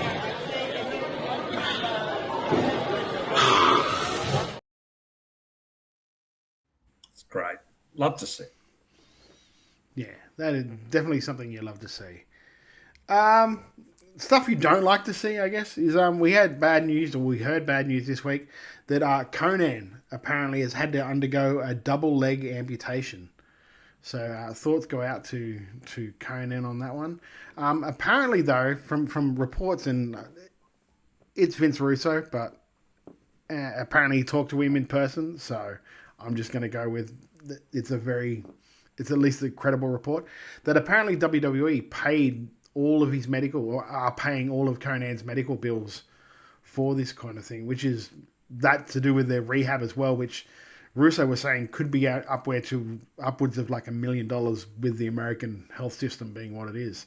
So that's amazing, considering Conan spent maybe a cup of coffee, half a cup of coffee in WWE. Well, the I guess he is technically an employee at the moment, though, isn't he? With AAA? I don't know. Well, I don't know like how much he's employed by AAA at the moment either. Also true. Yeah, I knew. Good he on got them for guest paying shots, for that, but, and that's very sad news. If yeah, it's terrible news, unfortunately. But from what the reports are, he's in good spirits and looking to do his rehab, and like it's just one of those things, one of those unfortunate things that happen, and it's not what happens to you, it's how you respond to them. So hopefully he responds well. I guess in the ever-changing world of cards that are happening in New Orleans, Money in the Bank has changed dates again. Originally it was set for August 29th, then it got moved to September the 6th, and now it's been moved to October the 10th at the Smoothie King Arena in New Orleans. Do you reckon this is the last time it's being moved, Jamie? probably not, but I also wonder if is that just enough time where if there's like a 6-month buffer for AEW to run in the Smoothie King, does that rule out the potential Mania conflict? Well, I heard something like there wasn't enough time. There wouldn't have been for the date in October. There was a Saturday Night's Main Event or something somewhere else in the country where they wouldn't have had enough time to get all the production stuff to Smoothie King for that date. That's why they moved it to a date where it was all easier for all their media partners and everything else. So that's what the excuse was for this last one. Importantly, October 10 for Australians would have been the mirror date from last year, being the Perth event. Okay. So I think that pretty much means that unless they're going to come in November or December, and November and December are both key holiday dates for Americans, I don't know if we're going to get a Perth event this year. Perth still have the right to one more WWE event before it'll be sort of opened up to other centres, whether that's Asia or Australia or New Zealand is largely unknown. So I think that's kind of relevant for Australians from that perspective. Well, I think haven't they done like a 5-year deal with Perth? So it would have to be Perth if they come back. I think it was 3 events over 5 years. Okay. Yeah. Okay. Well, that makes sense. So they might be skipping this year. Yeah. In some, I guess I got 2 like WWE one kind of funny news, but not so much funny for the people that it happened to. The legal news is one of the lawsuits that WWE had against the shareholders that were suing them for the sale to TKO is now being settled. So that's not actually ending up in court. So apparently it was supposed to start on June the 8th, and just right before it happened, that date got called off, and apparently they've set to some sort of a settlement.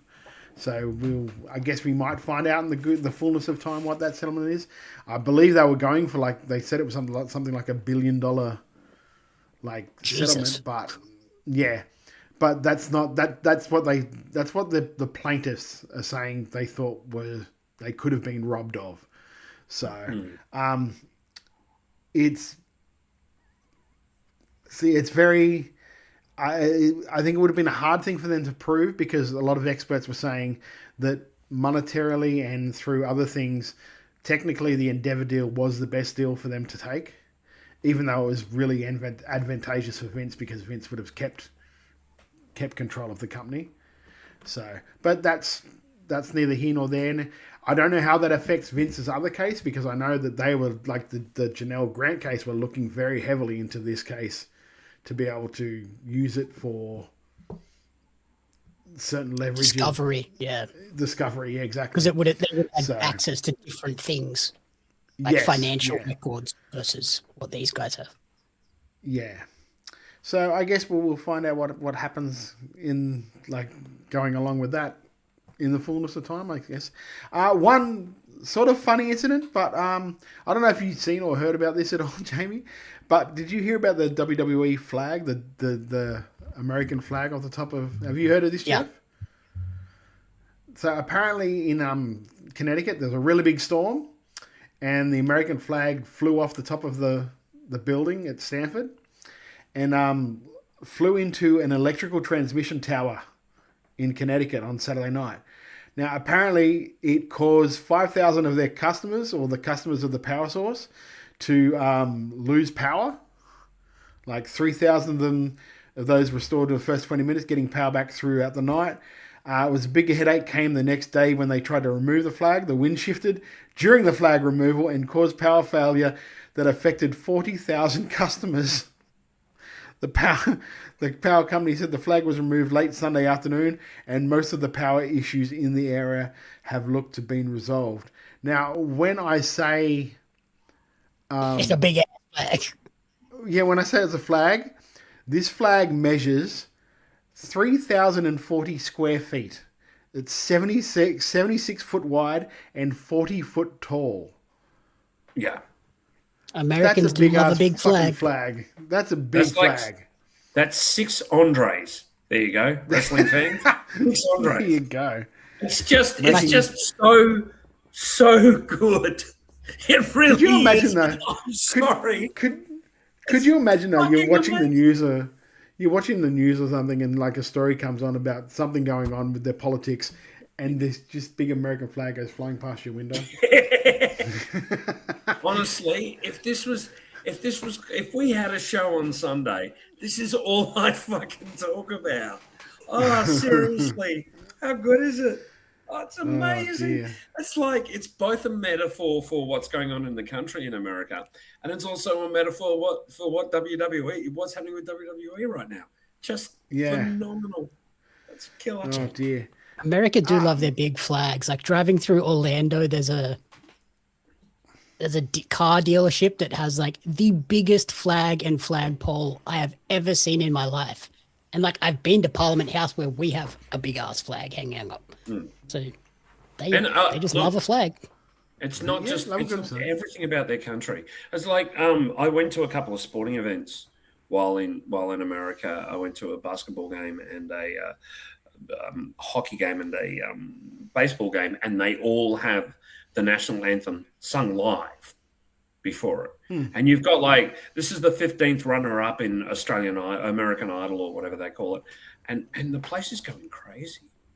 And the Rockets, right? They take their anthem very seriously. Yeah, amazing. It's both cringy, but then also kind of like envious. I kind of wish in some ways that we had the patriotism that they had, but just not with the connotations that come with it. Yeah. Yeah.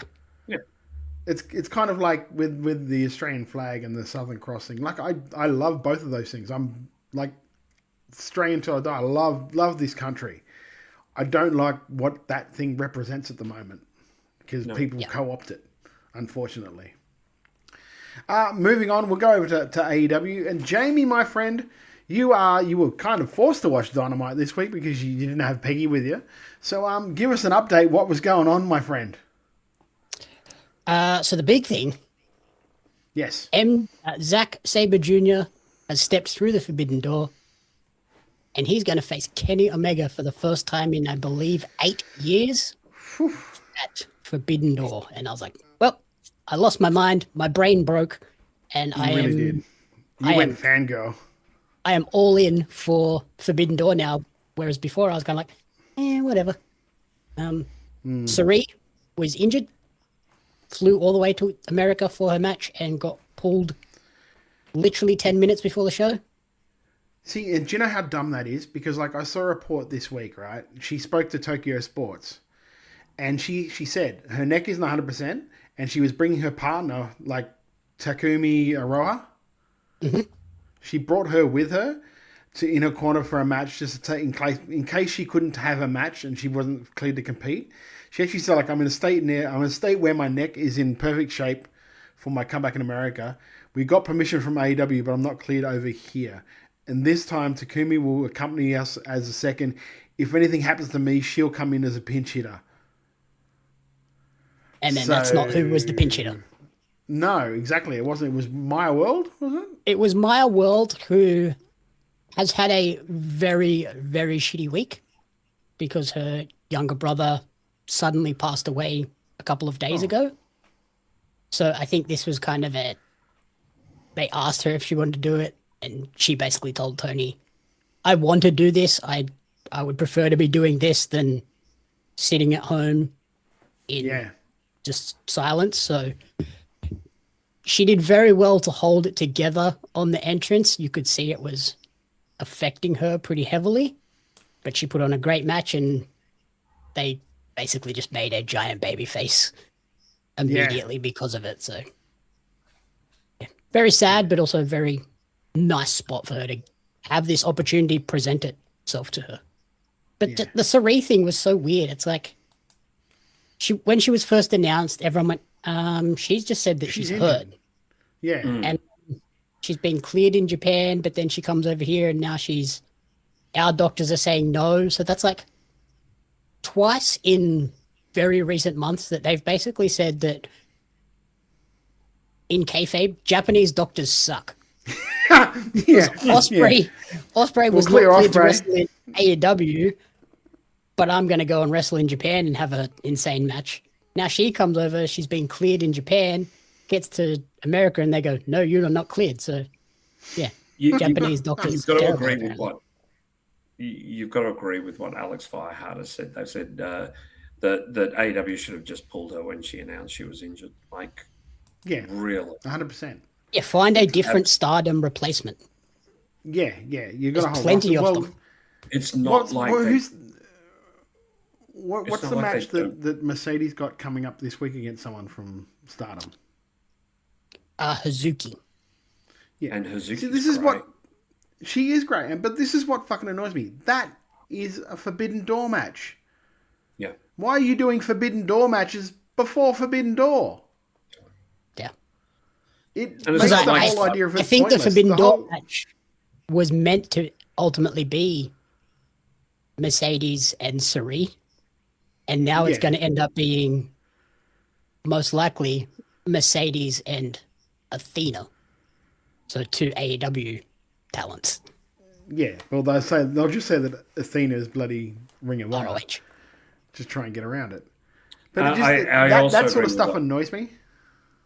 I also agree with what Alex has said here. He'll just actually bring in Takumi Iroha as her replacement. She's really good, and Iroha is excellent. That does actually shock me that they did that. That they didn't just go, okay, we'll put her in. I imagine if the stuff that happened with Maya and her family hadn't happened, they probably would have just gone that route. But I think it was kind of too big an opportunity, sadly, to pass up. And just because she said, I want to do this. Like, she got into wrestling because of her brother, and this was a way for her to kind of honor him and have that moment to just get out of her own head for a bit and just focus on wrestling. Yeah. So basically, does that mean like a quarter of the field of that competition didn't make the first round? Was it a quarter or an eighth? Yeah, 2 out of 8. Yeah, 2 out of 8. There you go. Didn't make the first round. 2 out of the 8 advertised did not make the first round. And Persephone was like right on the teetering edge until very late. Yeah, that's what I thought too. Michael from Moonside Press said, very interesting to see where the Tekla Stardom story goes. Like, I understand because she's like in a feud with the owner, but the owner's a dude, so it's not like they're going to put him in the ring. So who's she going to face? I would hope Mayu Iwatani, but who knows? Isn't she injured as well? That not in that, but the problem with that is like we've seen her now enough in AEW where that's not special. Yeah. Do you know what I mean? Like that for me, Forbidden Door was always supposed to be these are the matches you're not going to see any other time of the year. Yeah. Like that's the Forbidden Door. We're going to open the Forbidden Door. The reason it's called a Forbidden Door because it's forbidden to walk through the friggin' thing. And if you're doing it now, it's not that anymore. It's a bloody forbidden. Which is kind of why I popped so big for Zach Kenny. Yeah, exactly. Because that is a true Forbidden Door type match. Because you don't see that's Zach a match all the you're time. never going to see anywhere else. But No.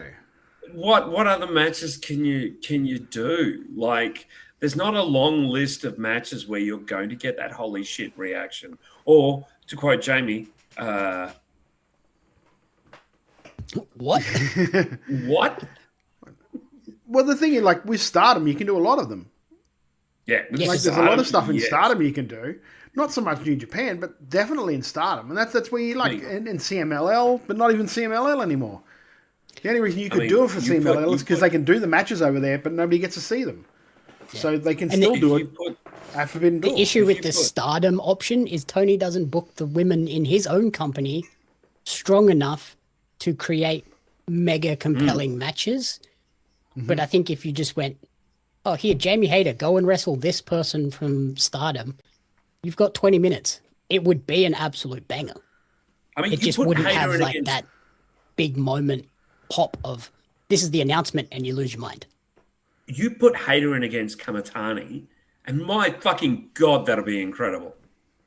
Or Kamatani against Mercedes would be great too, because their characters are so similar. Like, just there's so much they could do. I agree with you, Todd. Good point. There's currently a sort of injury cloud over MJF because apparently in his match with Rush, he hyperextended his knee.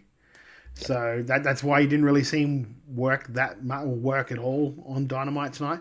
And they've set up a 10-man tag team match for 12. 6 on 6. Man. Jesus. Is this for Forbidden Door? It's one of the Forbidden Door main events. It's MJF and 5 partners of his choosing, which looks like it's going to be basically the Don Callis family because he paid them a lot of money this week. Yeah, he could buy a boat.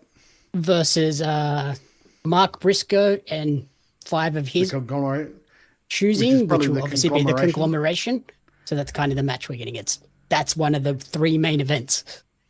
But is that, and like speaking just like out of like what we normally would, right? Are you excited at all for Briscoe versus MJF main event? Absolutely not. Absolutely not. I'm over that MJF Briscoe feud. Look, Jamie, be fair. We've only seen it about 974 times. Why wouldn't you want to see it a 975th? It's almost reached 1,000. I think we've seen that match more than we've seen the Bloodline. Probably. And that's a lot. Oh, dear. Like, there's just so many other options on that roster that I would be much more excited to see have a first-time shot at MJF. Yeah. Yeah, and there's nothing against, like, Briscoe at all. No. But it's just like they've done it and they've been there, done that. Yeah, like I really think Briscoe should just be like, if I had the control of like TNA Ring of Honor, Briscoe would be my Ring of Honor like champion. He would just be my that guy, because that's what you're tied to. Your whole thing is tied to Ring of Honor. So why wouldn't you have this guy being, he is my Ring of Honor champion? Do you know what I mean? Like, yeah. I suspect that I get the feeling that 12-man thing, Roosh is going to somehow get his way onto MJF's team and win the match, preventing Briscoe getting the shot at the title, and then him go to Don and be like, well, I won us the match I deserve. Or either Andrade or Roosh, one of them. But the annoying thing about that is too, right? So you've got this 10-man tag with the Don Callis family, right? So that takes out a TNT title match, takes out a national title match, technically probably takes out a New Japan International title match. Yeah, Velo's on there. The global title is off the cards. The TNT title is off the cards. I guess Takeshita has the international title now, so that's kind of still potentially open because he's not Don Callis anymore. No, well, he's conglomeration. Let's. Well, yeah, he's conglomeration. But yeah, so it takes away potential Carl Fletcher matches. It takes away potential Okada matches. Well, and it's like they're kind of the big Forbidden Door matches that you would want. Yeah. Let's be fair. Don Callis could pick one of the other 60 guys in that group. That's very true. Like, he may not put in the tippy top guys because they'll still be wanted for other matches. He already he's basically put Kevin Knight up. Yeah. Yeah. The Jet's already in there because he was a big part of the promo saying, I want to, but if we win, I want a shot against you. And then Andrade basically said, like, well, where's my title shot? I deserve a title shot. So that kind of puts him in there as well as kind of the guy to be. Yeah. I'm going to get us the win so that I get the shot, not them. Yeah.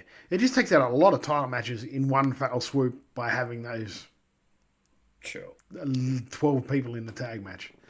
And also, we're 2 weeks away from Forbidden Door and have one match confirmed and two maybes. Well, they're two maybes. They're confirmed, but we just don't know who are in them. Oh, we know one. It's Swerve and Ospreay is the men's. That's right. Final. Yeah. Oh, is that the final? To which I say, get fucked. That's going to be amazing. Yeah.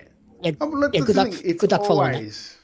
Oh yeah, and the trios titles as well. Who's the trios titles again? No, that's the. Oh no, that's the Ring of Honor ones I'm thinking of. The Boys and Dalton.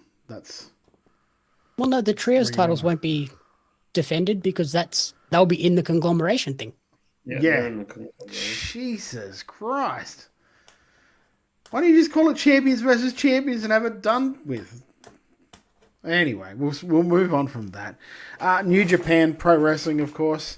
They had the Best of Super Juniors, where the final, none of us won it, so tipping's off the board there for that one. We had a horror, but then, like, the way we talked about it last week, there was no real chance of us picking what was going to happen going into that final day. The way that Lachlan and I got the runner-up, so we kind of win. You know what? It's close, only counting horseshoes and hand grenades, mate. I'm going to remember you saying that, Todd. Next time you go. Do you know why? Do you know why I'm happy with you saying that? Because there's no fucking way you're going to remember that. Too much medicine. There's no way you're going to remember that. I'm fine. Moving on, NJPW. The final, of course, was Yo, who defeated Kosei Fujita in a 28-minute classic, they're saying. Robbie coming tantalizingly close to that final with a really, really good match against Fujita. Jamie, because I haven't actually seen the match yet. I have to go on they got me again. I didn't cancel my New Japan World, so I've still got it. I still can go back and watch it. So I said, because Jamie goes, have you watched the match? I went, no, but I just got a notification that my subscription has been renewed, which means I forgot to cancel it again. So that's been since They've done really well off me Because that's been since the finals Yeah, of the G1. They got $10 out of you every month for a year to watch it once. Basically. What did you think of the match, mate? Robbie Fujita was awesome. Who was the other one? Yo and Wado? Yeah. Yeah, he's Yo and Master Wado. That was basically a Member Berries old school New Japan. Like, do you remember all of these guys from Chaos? And like hitting all of those cool moves. It was, a nostalgia fest, but a very good match. And then the final, Vegeta and Yo was awesome as well. Again, more nostalgia-y stuff. Very good stuff. See, too, like going into Robbie that, Vegeta's great. I was going to say, like going into that final, you went, they're going to give this to Vegeta because that's their guy. That's their golden boy for that company, it seems. So having Yo actually come out and win it is a genuine shock. Just on a side note, I was at a board game convention last week, and there's one other guy who I know is a wrestling fan, and we were hanging on for the result of that, hoping that Robbie would go through on Friday night, and unfortunately, didn't quite happen. But as was most of the country, I think. I saw so many wrestlers being like, "We're watching the show at our academy" and things like that. So hopefully next year he can go one step further and make the final, and then maybe take 2 steps. A great year for him though, like an excellent year for Robbie and the best of the Super Juniors. And congratulations, Robbie. We do know you listen to the show on occasion, just to hear Lachlan fuck up. But congratulations in doing so well this year. We're really thrilled for you, mate. Well, just the fact that he topped the B block shows that they have a lot of faith in him to be right at the top of that division. So he has to be and this is not a shot at Shane because Shane's amazing in what he's done with Noah, but he has to be the most accomplished Australian professional wrestler in Japan ever. Yeah. Well, he's now the most entered foreigner in Best of Super Juniors, so he beat Balor and Ospreay's records. Really, the only thing he has left to accomplish in New Japan is to win this damn tournament. Yeah. Which is awesome. Kind of nothing else to do. When you've got that and that's all you can do, that's your last hurdle, that's not a bad problem to have. Yeah. Like, I've done everything else in the company. The only thing I have to do now is actually win this tournament. Yeah, because he's held the belt a couple of times. He's held the junior tags a few times. Yeah, it's just like this one thing. This weekend over in Japan, of course, Sunday, June the 14th, which is the same for us here. So you can watch it basic, because the one good thing about Japan is their times pretty much match up well with ours. An hour earlier. Yeah. So Sunday night, New Japan Dominion. We've got the New Japan World Television Championship. Tanosuke Takeshita defending against Sonata. In a no DQ match, El Fantasmo takes on Jake Lee. Come on, Fanto. No bias there. Jake Lee. No bias at all. Here we go. Here's the good ones. And Taichi taking on Jack Sabre Jr. and Rohi. I can never say his name. Jack Sabre Jr.? I said Zack Sabre Jr. You said Jack. I said Zach. Jack. He did say Zach. I'll be fair. He said You're Zach. having a Jack, mate. You're having a Jack. Have you been on my medicine, Rohei Oiwa. Despy takes on Mystico. The Never Openweight Championship. Ren Narita defends against Aaron Wolf. The tag team titles are on the line. Oscar and Yuta Weiss defend against Great Khan and Henare. In a three-way for the IWGP Global Heavyweight Champion, Andrade El Idolo defends against Shota Umino and Drilla Maloney. The IWGP Junior Heavyweight Champion Doki defends against the winner of the Super Juniors Yo. And in the main event, Callum Newman defends his title against Yoda Tsuji. It's an actual pretty good card when you look at it. That's going to be a good show. Oh, yeah. Great show. So, Michael from Moonsalt Press said, he mentioned that in my interview with him, winning the tournament is the last thing he wants to accomplish. So maybe they just won't give it to him, because then he can't retire. He never leaves. If we never give him this trophy, he'll never leave us for somewhere else. You can't leave.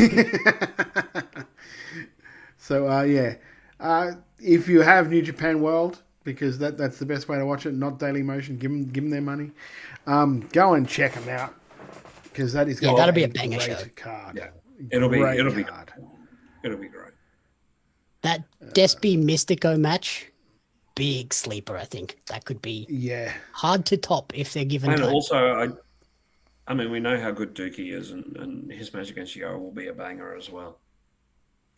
I wonder if Gino's going over for this one or not. I haven't heard. Yeah, I don't know. That tag match would be awesome. He's the best. I'm also wondering, are they going to set up some Forbidden Door stuff on this show? You know what? I reckon they will. Yeah, I don't think they will, but it would be nice since we have 2 weeks. If I was New Japan, I would not go out of my way at all to try and fucking help AEW. Just quietly. The only thing we might get is a video. Look. I mean, Shota might face El Idolo 1-on-1, but at Forbidden Door, or Driller might face El Idolo 1-on-1. But, Ren Narita against Aaron Wolf, someone at the end challenges Ren for the title.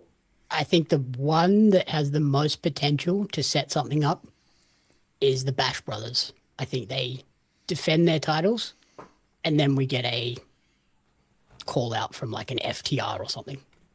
Yeah, that'd be cool. Yeah, that'd be cool. It is time for us to start heading our way home, but before we do that, we have to do what the show is named after, chicken salad and chicken shit. We always start with a bit of shit before we get to the salad, so before we do that... You're a chicken shit! You think you're funny, cracking jokes? I'm chicken shit? Yeah? Jeff, what is your chicken shit for this week, my friend? Look, I did a bit of a look at AI in wrestling, which was a huge mistake because people, it's terrible. People are doing things like making Stephen Hawking fall off 37 ladders. And you're just like, what the fuck? I mean, I know you're finding it funny, Todd, and it's funny. But it is funny. But it's not just that. It's like, oh no, I took the bump. Sorry. Oh my God! Go on, go on. Oh, you make the world so much worse. Let's just praise this thing sometimes, Tony. Love you, mate. Take it home. Take it home. Take it home. See, I find this funnier than the AI version. It's much funnier. And there's things like, so-and-so tag teaming with, it's just ridiculous. You've got things like the Oompa Loompas against Small Wonder. It's horrible. And it's costing the environment a fortune. Please why were you looking into it? Stop looking into it, son. Looking into it doesn't matter. He wasn't using it. I get you. I didn't use AI to make it. No, these are things that are available, Todd. So please stop. And Andy's right here. Bianca Belair begging the internet to stop creating creepy AI photos of what her baby might look like. For fuck's sake, get a life. And Alex Feihart, they've said, who needs generative AI for that? When people do that shit in the video games. Exactly. Don't cost the environment by doing it with Chat GPT or whatever. I will say the memes that do make me laugh are those ones where they've made like Grok a robot, and it's just like he's just like worn out and tired from keeping on taking clothes off women. He's like, please make me stop doing this. It's not what I was designed for. And even the AI posters and thumbnails and all of that stuff, that shits me. Because they all look the same and they all look dull and boring, and I don't want to go to your show at all. And the photos with like Kevin Nash, The Undertaker, Bret Hart, and people going, it was such a much better era. And the photos are completely doctored. They're like playing a PlayStation 5 or some shit. Yeah, but they don't look like them. A lot of the things don't look like the actual person. So, you know, please. We were looking at don't even thumbnails give the it a other day, like. weren't we, Jamie? We're like, and I was like, you're like, that's not him. I'm like, what? I looked at Yeah, closely. it's close, but not. Yeah, that's not. No, that isn't him. Like, how hard is it to find a stock photo and use that?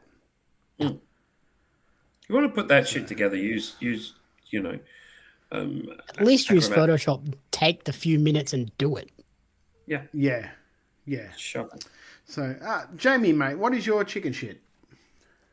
So it was going to be the Sari thing, but then I found out about the Ringside News article or Twitter post following Zaria's title win.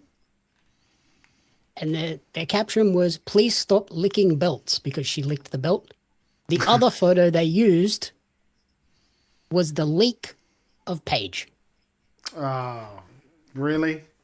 And it's like, really, guys? That's where we're going to go? That is terrible and atrocious and absolutely no need for it. Be better. I'm a subscriber to Fightful's Patreon. And so with like the Fightful Select Answers, like 3/4 of them is him just going, "This is Sports Skeeter, it's AA Slop, please report them." Yep. Like, this is wrong, it's AA Slop, please report them. Yep. They have no basis of truth in this, please report them. Do you know what I mean? Like, he spends 3/4 of his time just going, just report these guys so this will stop, please. So, yeah. That's, I mean, you know, I'm critical of Paige's and Brie Bella's title reign, but Paige is a person. No, really? Deserves better. She deserves better. It's just shocking. Yeah, Really I saw all of the hubbub about like, oh, Ringside News sucks. What is this about? And then somebody posted like a blurred out version of it, like a censored version of it, and I went, oh, that's why. Yeah, that's justifiable. I understand why everybody is really annoyed at them. Yeah. Yeah. I'll be honest with you, I don't have a one that pops into my head anyway of a chicken shit this week. Not one that wouldn't get me into trouble. Do it. Do the one that'll get you into trouble. Yeah, no, I won't. Be brave. Let me get Talk the shit. popcorn time. No, I won't. I won't do it. Hang on. Do you want me to do it? Do it. Be brave. Talk some shit. I'll talk some shit. Hang on. We have a special thing for this now. Yeah, I have the a special views. thing to talk shit in. Okay. There we go. There we go. Can I just do the views of Toddy's? Oh, so do I have to play that? Yeah, I think you should, mate. I think you should. I don't want to be lumped in with you if it's that. Yeah, please do. I apologise. This is Views from the East. The opinions of Todd Eastman are his alone and do not necessarily reflect Wrestle Radio Australia. Wrestle Radio still gets me every time. Just pops me every time. Who gives a fuck, mate? You're not on Facebook. You don't stream on Facebook. Just because you don't get those views, shut the fuck up. And if you're gonna do it and have a shot, at least spell the fucking thing right. You can't even use punctuation right, you fucking div. Well, hang on. That's better. Yeah. Thank you. Right? And I'm doing this like a man. I'm doing it in a small corner. So these two can get all the fucking shit. I could keep going for 15 minutes, but that'd be a whole fucking show. Anyway, that's my chicken shit. I can change back. Todd, you left the room there. What happened? I don't, it's one of those Just things. something took sometimes- over him. Something took over me. I felt dumber for a second. I started buying bots. It was real weird. AI generated thumbnail? When? Next. We can tie in all of our shits. Yeah. Anyway, we got the bad shit out of the way now. So let's go. I wonder how many people actually got that. because I think don't it's know you. how many people. I'm looking at the chat, and I think Andy definitely got that. The ones that The ones Let that me know. amuse you. The ones that know, and the ones that listen to the podcast aren't going to know what the hell we're talking about.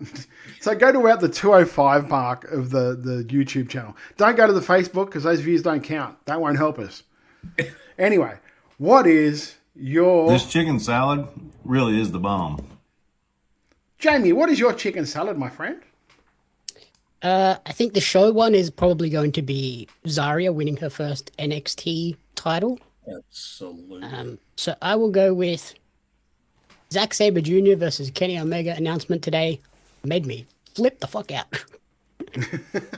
But yeah, I loved that. I was very excited for that. As you can see from my clip. Yeah. And hopefully, like I said in the clip, it leads to some TMDK filtering into the build. Robbie Eagles has finished his work in Japan at the moment. Use the man. Yeah, I saw you brought that up straight away. He's probably free for a week or two. Jeff, mate, what is your chicken salad? I'm going to quote somebody here. I genuinely want to see the best for Australian wrestling and for those involved to succeed. Apart from Adam Brooks, Jarvis, Matt Hayter, Lachlan from that podcast, ... Now, I'm not just taking the piss out of Lachlan. No, there's a reason I chose this. And that is look, Robbie started this. And then the podcast on the whole has kind of massaged it a little bit.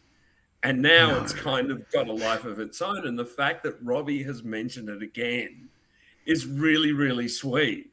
Because again, it's another example of the respect that we have in sort of running a little bit of an angle and having some fun with it. And it's really, really lovely. And it's a credit to you, Toddy, that you know, we're just having a fun. Like, we're just having a laugh with this. And Lachlan is loving it. And this is just huge. I love it. He's like, no, it's fun, guys, and just one single tear. Disappears for a week at a time. Like, I don't want to do this anymore. Disappears because he thinks Robbie's going to knock on his door. But yeah, I think it's just so lovely. And you know, actually, who cares what Lachlan thinks? We're having fun. Todd, what's yours, brother? I guess I made it through another year. Congratulations to me. I had a nice birthday. I mean, it could have been better if we were able to do what we were going to do, Jamie. But I guess my chicken salad for this week was kind of something that it was the watch along that I did on Friday, because it made me stumble upon sort of something that I want to keep doing more often, and that is like we do all the ones where we will be doing like WWA and the Rodman stuff, and that, because I find that really interesting slice of that time of professional wrestling, especially like what they were doing in Australia. But then like last week I did the wheel gimmick with the States, and it was just like just the fact that we get to show matches that a lot of people might have seen around the joint. So like there was a TCW show that we watched the match from, and then I can't remember the matches that they were off the top of my head. Like there was a Certified Puppy versus EC Diamond match from Atomic Pro, which was really good. There's a whole lot of matches, and just all like Del Cano versus Rocky Monero from Southern Territory Wrestling.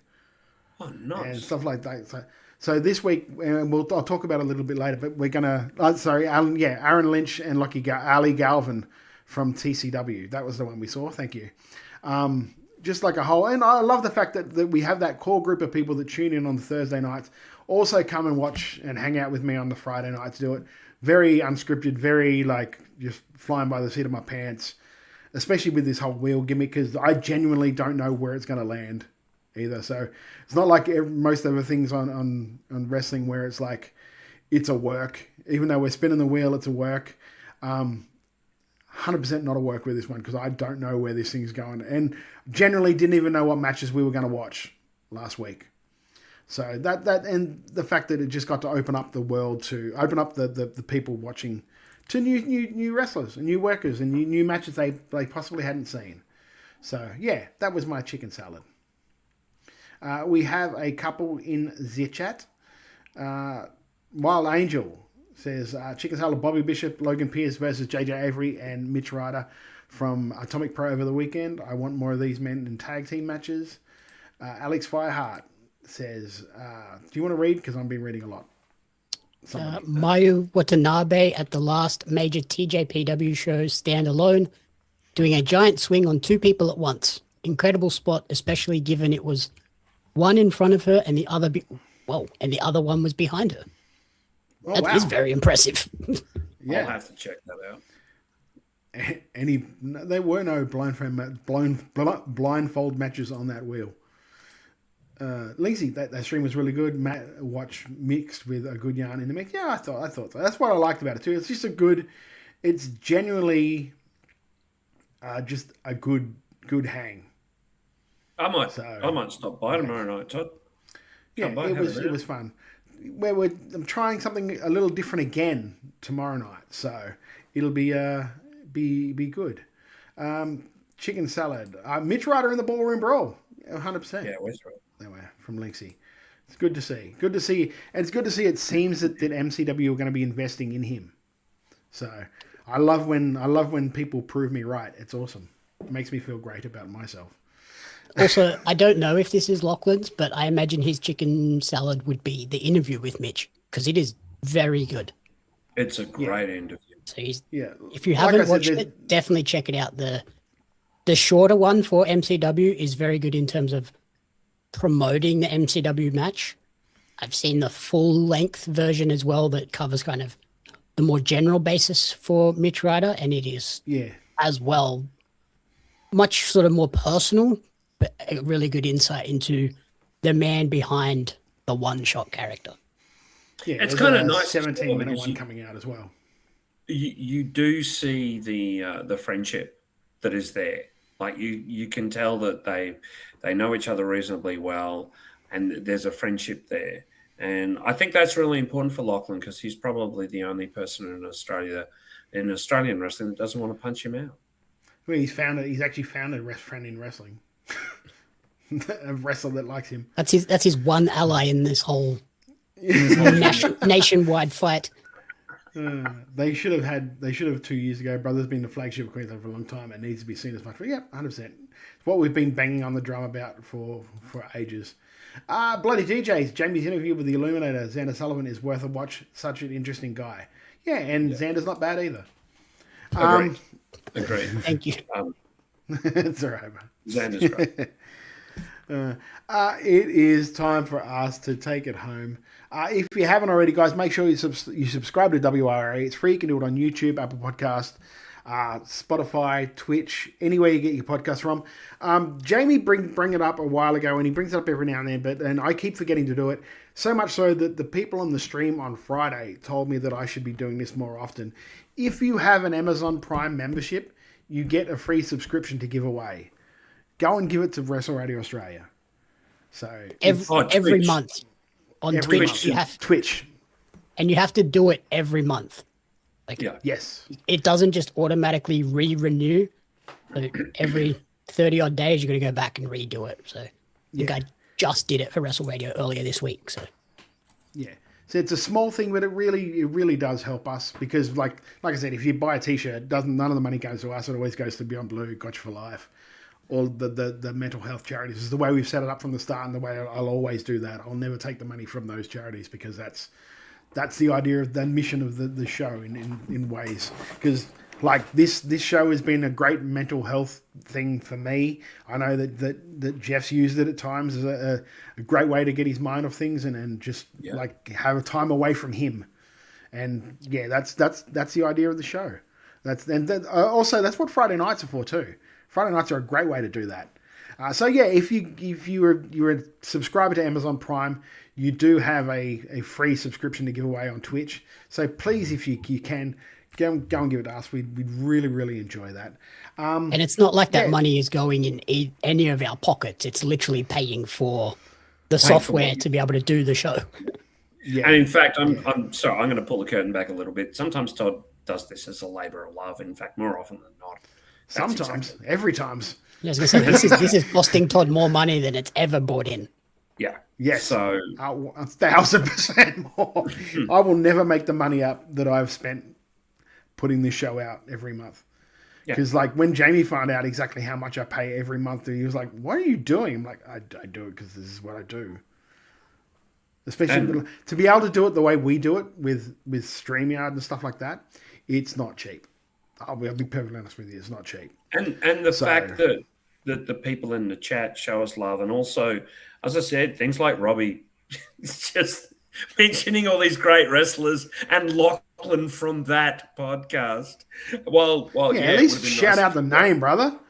Like you mightn't like the other, you mightn't like him, but geez, we're all I think right. it's kind of funnier if it is. Look, I don't care about funny. I want. Todd wants the rub. I want the rub, brother. Follow us on our socials, Wrestle Radio AU on Instagram and Twitter. I mentioned also before that about like anything on Redbubble with WR on it. The money goes to the charities and not us. Go to Kick Out Merch and support the Australian wrestling guys. A lot of Queensland merch up there. Just support Australian wrestling in that way if you can. Most importantly, though, if you want to support Australian wrestling, go out to shows. Go out to 10 shows. Support the workers. Support Australian wrestling. Like we say, and I said it before, it is the best independent wrestling market scene in the world right now. The strongest, and I will die on that hill. Anything coming up for you, Jeff? Brainia-wise or otherwise, or you bored gaming somewhere, or? I mean, WrestleBrania is coming up really, really soon. We do hope to return at PAX. It will have been a long time, the longest since COVID that I haven't done a Brania.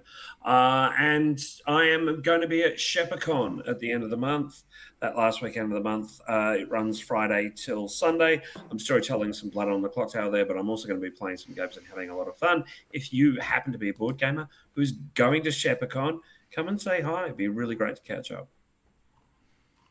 Yeah, Jamie, what do you got coming up, brother? So I am dropping my Disclosure Day interview review tomorrow, which if you're a wrestling fan, very cool cameo in that movie. So check it out. And then next Monday at 9 a.m. I'll be dropping that full interview with Shane Haste, which I am very excited for everyone to hear. And then Todd will be joining me next week on the commentary booth to review Masters of the Universe, because I need someone that is a big Masters of the Universe fan to tell me if it's accurate, because I have no connection to the franchise. Well, there you go. I actually went and saw it today, so because I took Thursday, Friday off this week because I worked on my birthday, but like because it's usually our busiest day at work, I didn't want to leave the boys hanging, so I like worked through the week, had the weekend off. So when Jamie said like, "Do you want to do this?" I'm like, "I'll go and see it tomorrow. I have an excuse now to go and see it." So yeah, I won't say anything about it because I don't want to spoil anything. So yeah, really fun watch. I tomorrow night have our Friday night watch along. Rosie, it's his last week where he won't be available, so he will be available the week after. So that's when we'll be wrapping up WWA, finally coming to the end of that trilogy or Quinn trilogy or whatever you want to call it. So this week, what we're going to do is, because I love the wheel gimmick, I found it so much fun. So we're going to do the wheel gimmick again, but instead of just going like what state we're going to go, what I've done is I've found like 2 or 3 matches from every one of these promotions. The wheel will decide what Aussie wrestling matches from promotions under the radar we watch. So I've got a couple of matches from OzPro, a couple of matches from QWA, a couple of matches from ACW, a couple of matches from IPW, ESPW, and also Integrity Pro Wrestling. We're going to throw all of those on the wheel, give it a spin. We'll probably end up watching 6 matches, so I don't know where it's going to land. I don't know what we're going to be watching, but I know it's going to be good Aussie wrestling because that's all we produce over here. Good Aussie wrestling. I might swing by that one, Todd. I've got nothing else planned my tomorrow. friend. All right, then we'll see you there. Yeah, so, yeah, always good fun, especially when, like, I've been looking, legit thought that was it. Well, it is. It's the school. Yeah, it's kind of EPW. It's kind of EPW. It's EPW light. So if you want to see the next generation of EPW, you might see it. You might see. And- So what I've been like, I'll give you just a taste of some of the matches that I've sort of selected to go on the wheel, because I started doing my list the other night. So there's a Can't Be from ACW Can't Be Touched Evolve title, Mr. Cliff and Kit. There's from the same show, Axe Massacre Viola Bliss dog collar match. From IPW, Eugenie versus Sultan Suzu. IPW as well, Toa versus Jesse Love. Integrity Pro, the Carney Boys versus Mana and Manouche. Also Integrity Pro, Jack Che Bonza against Kosei Vegeta. Cool. Oz Pro, Murdoch versus Ant Cather. And there's a whole bunch of others that are still to be put on the list. So I was in the building. any of those matches we could be watching. I was in the building for that Murdoch Anth Cather match, and it's a beaut. Unsurprisingly. Yeah. So that's what we're going to do. Don't know where it's going to end. Don't know where it's going to land. I reckon we'll probably get about 6 matches in. So we'll see what we do there. And the beauty of that is what 6 matches we don't get to, or however matches we don't get to, we'll just keep them going on the wheel for the next time. I assume a QWA pick will be TMDK versus Top Tier. No, Alex, probably not, because I don't like putting myself over, as weird as that sounds.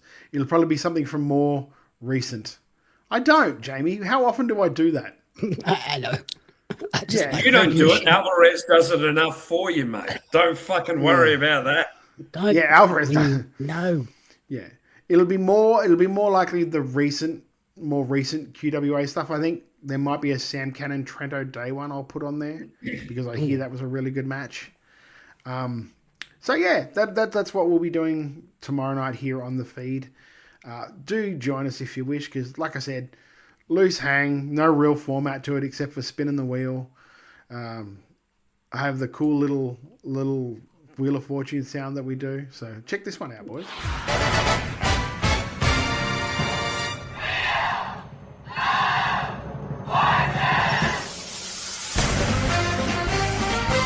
That's about as long as it takes for the wheel to spin. So works out really well. I thought that was Mario Kart to begin with. Much longer than a MCW wheel spin. So I got given praise for that. Because it actually spins. Yes, it actually spins. Do we know what we're watching next week, boys? What's supposed to be coming? There's an Ozpro show. Okay, so we'll probably be doing that next week. Was that you? We got the power. We got the power. Yeah. So yeah, we'll probably be watching that next week for the review. So until then, for an absent Lachlan Albert, I am Todd Eastman for Jeff Setti and Jamie Apps. We will see you guys. Well, I'll see you tomorrow, and they will see you next Thursday. Trying to make chicken salad out of chicken shit, and it was just awful. I've turned chicken salad into chicken shit. I will continue to do so. Making chicken salad out of chicken shit. Make chicken salad out of chicken shit.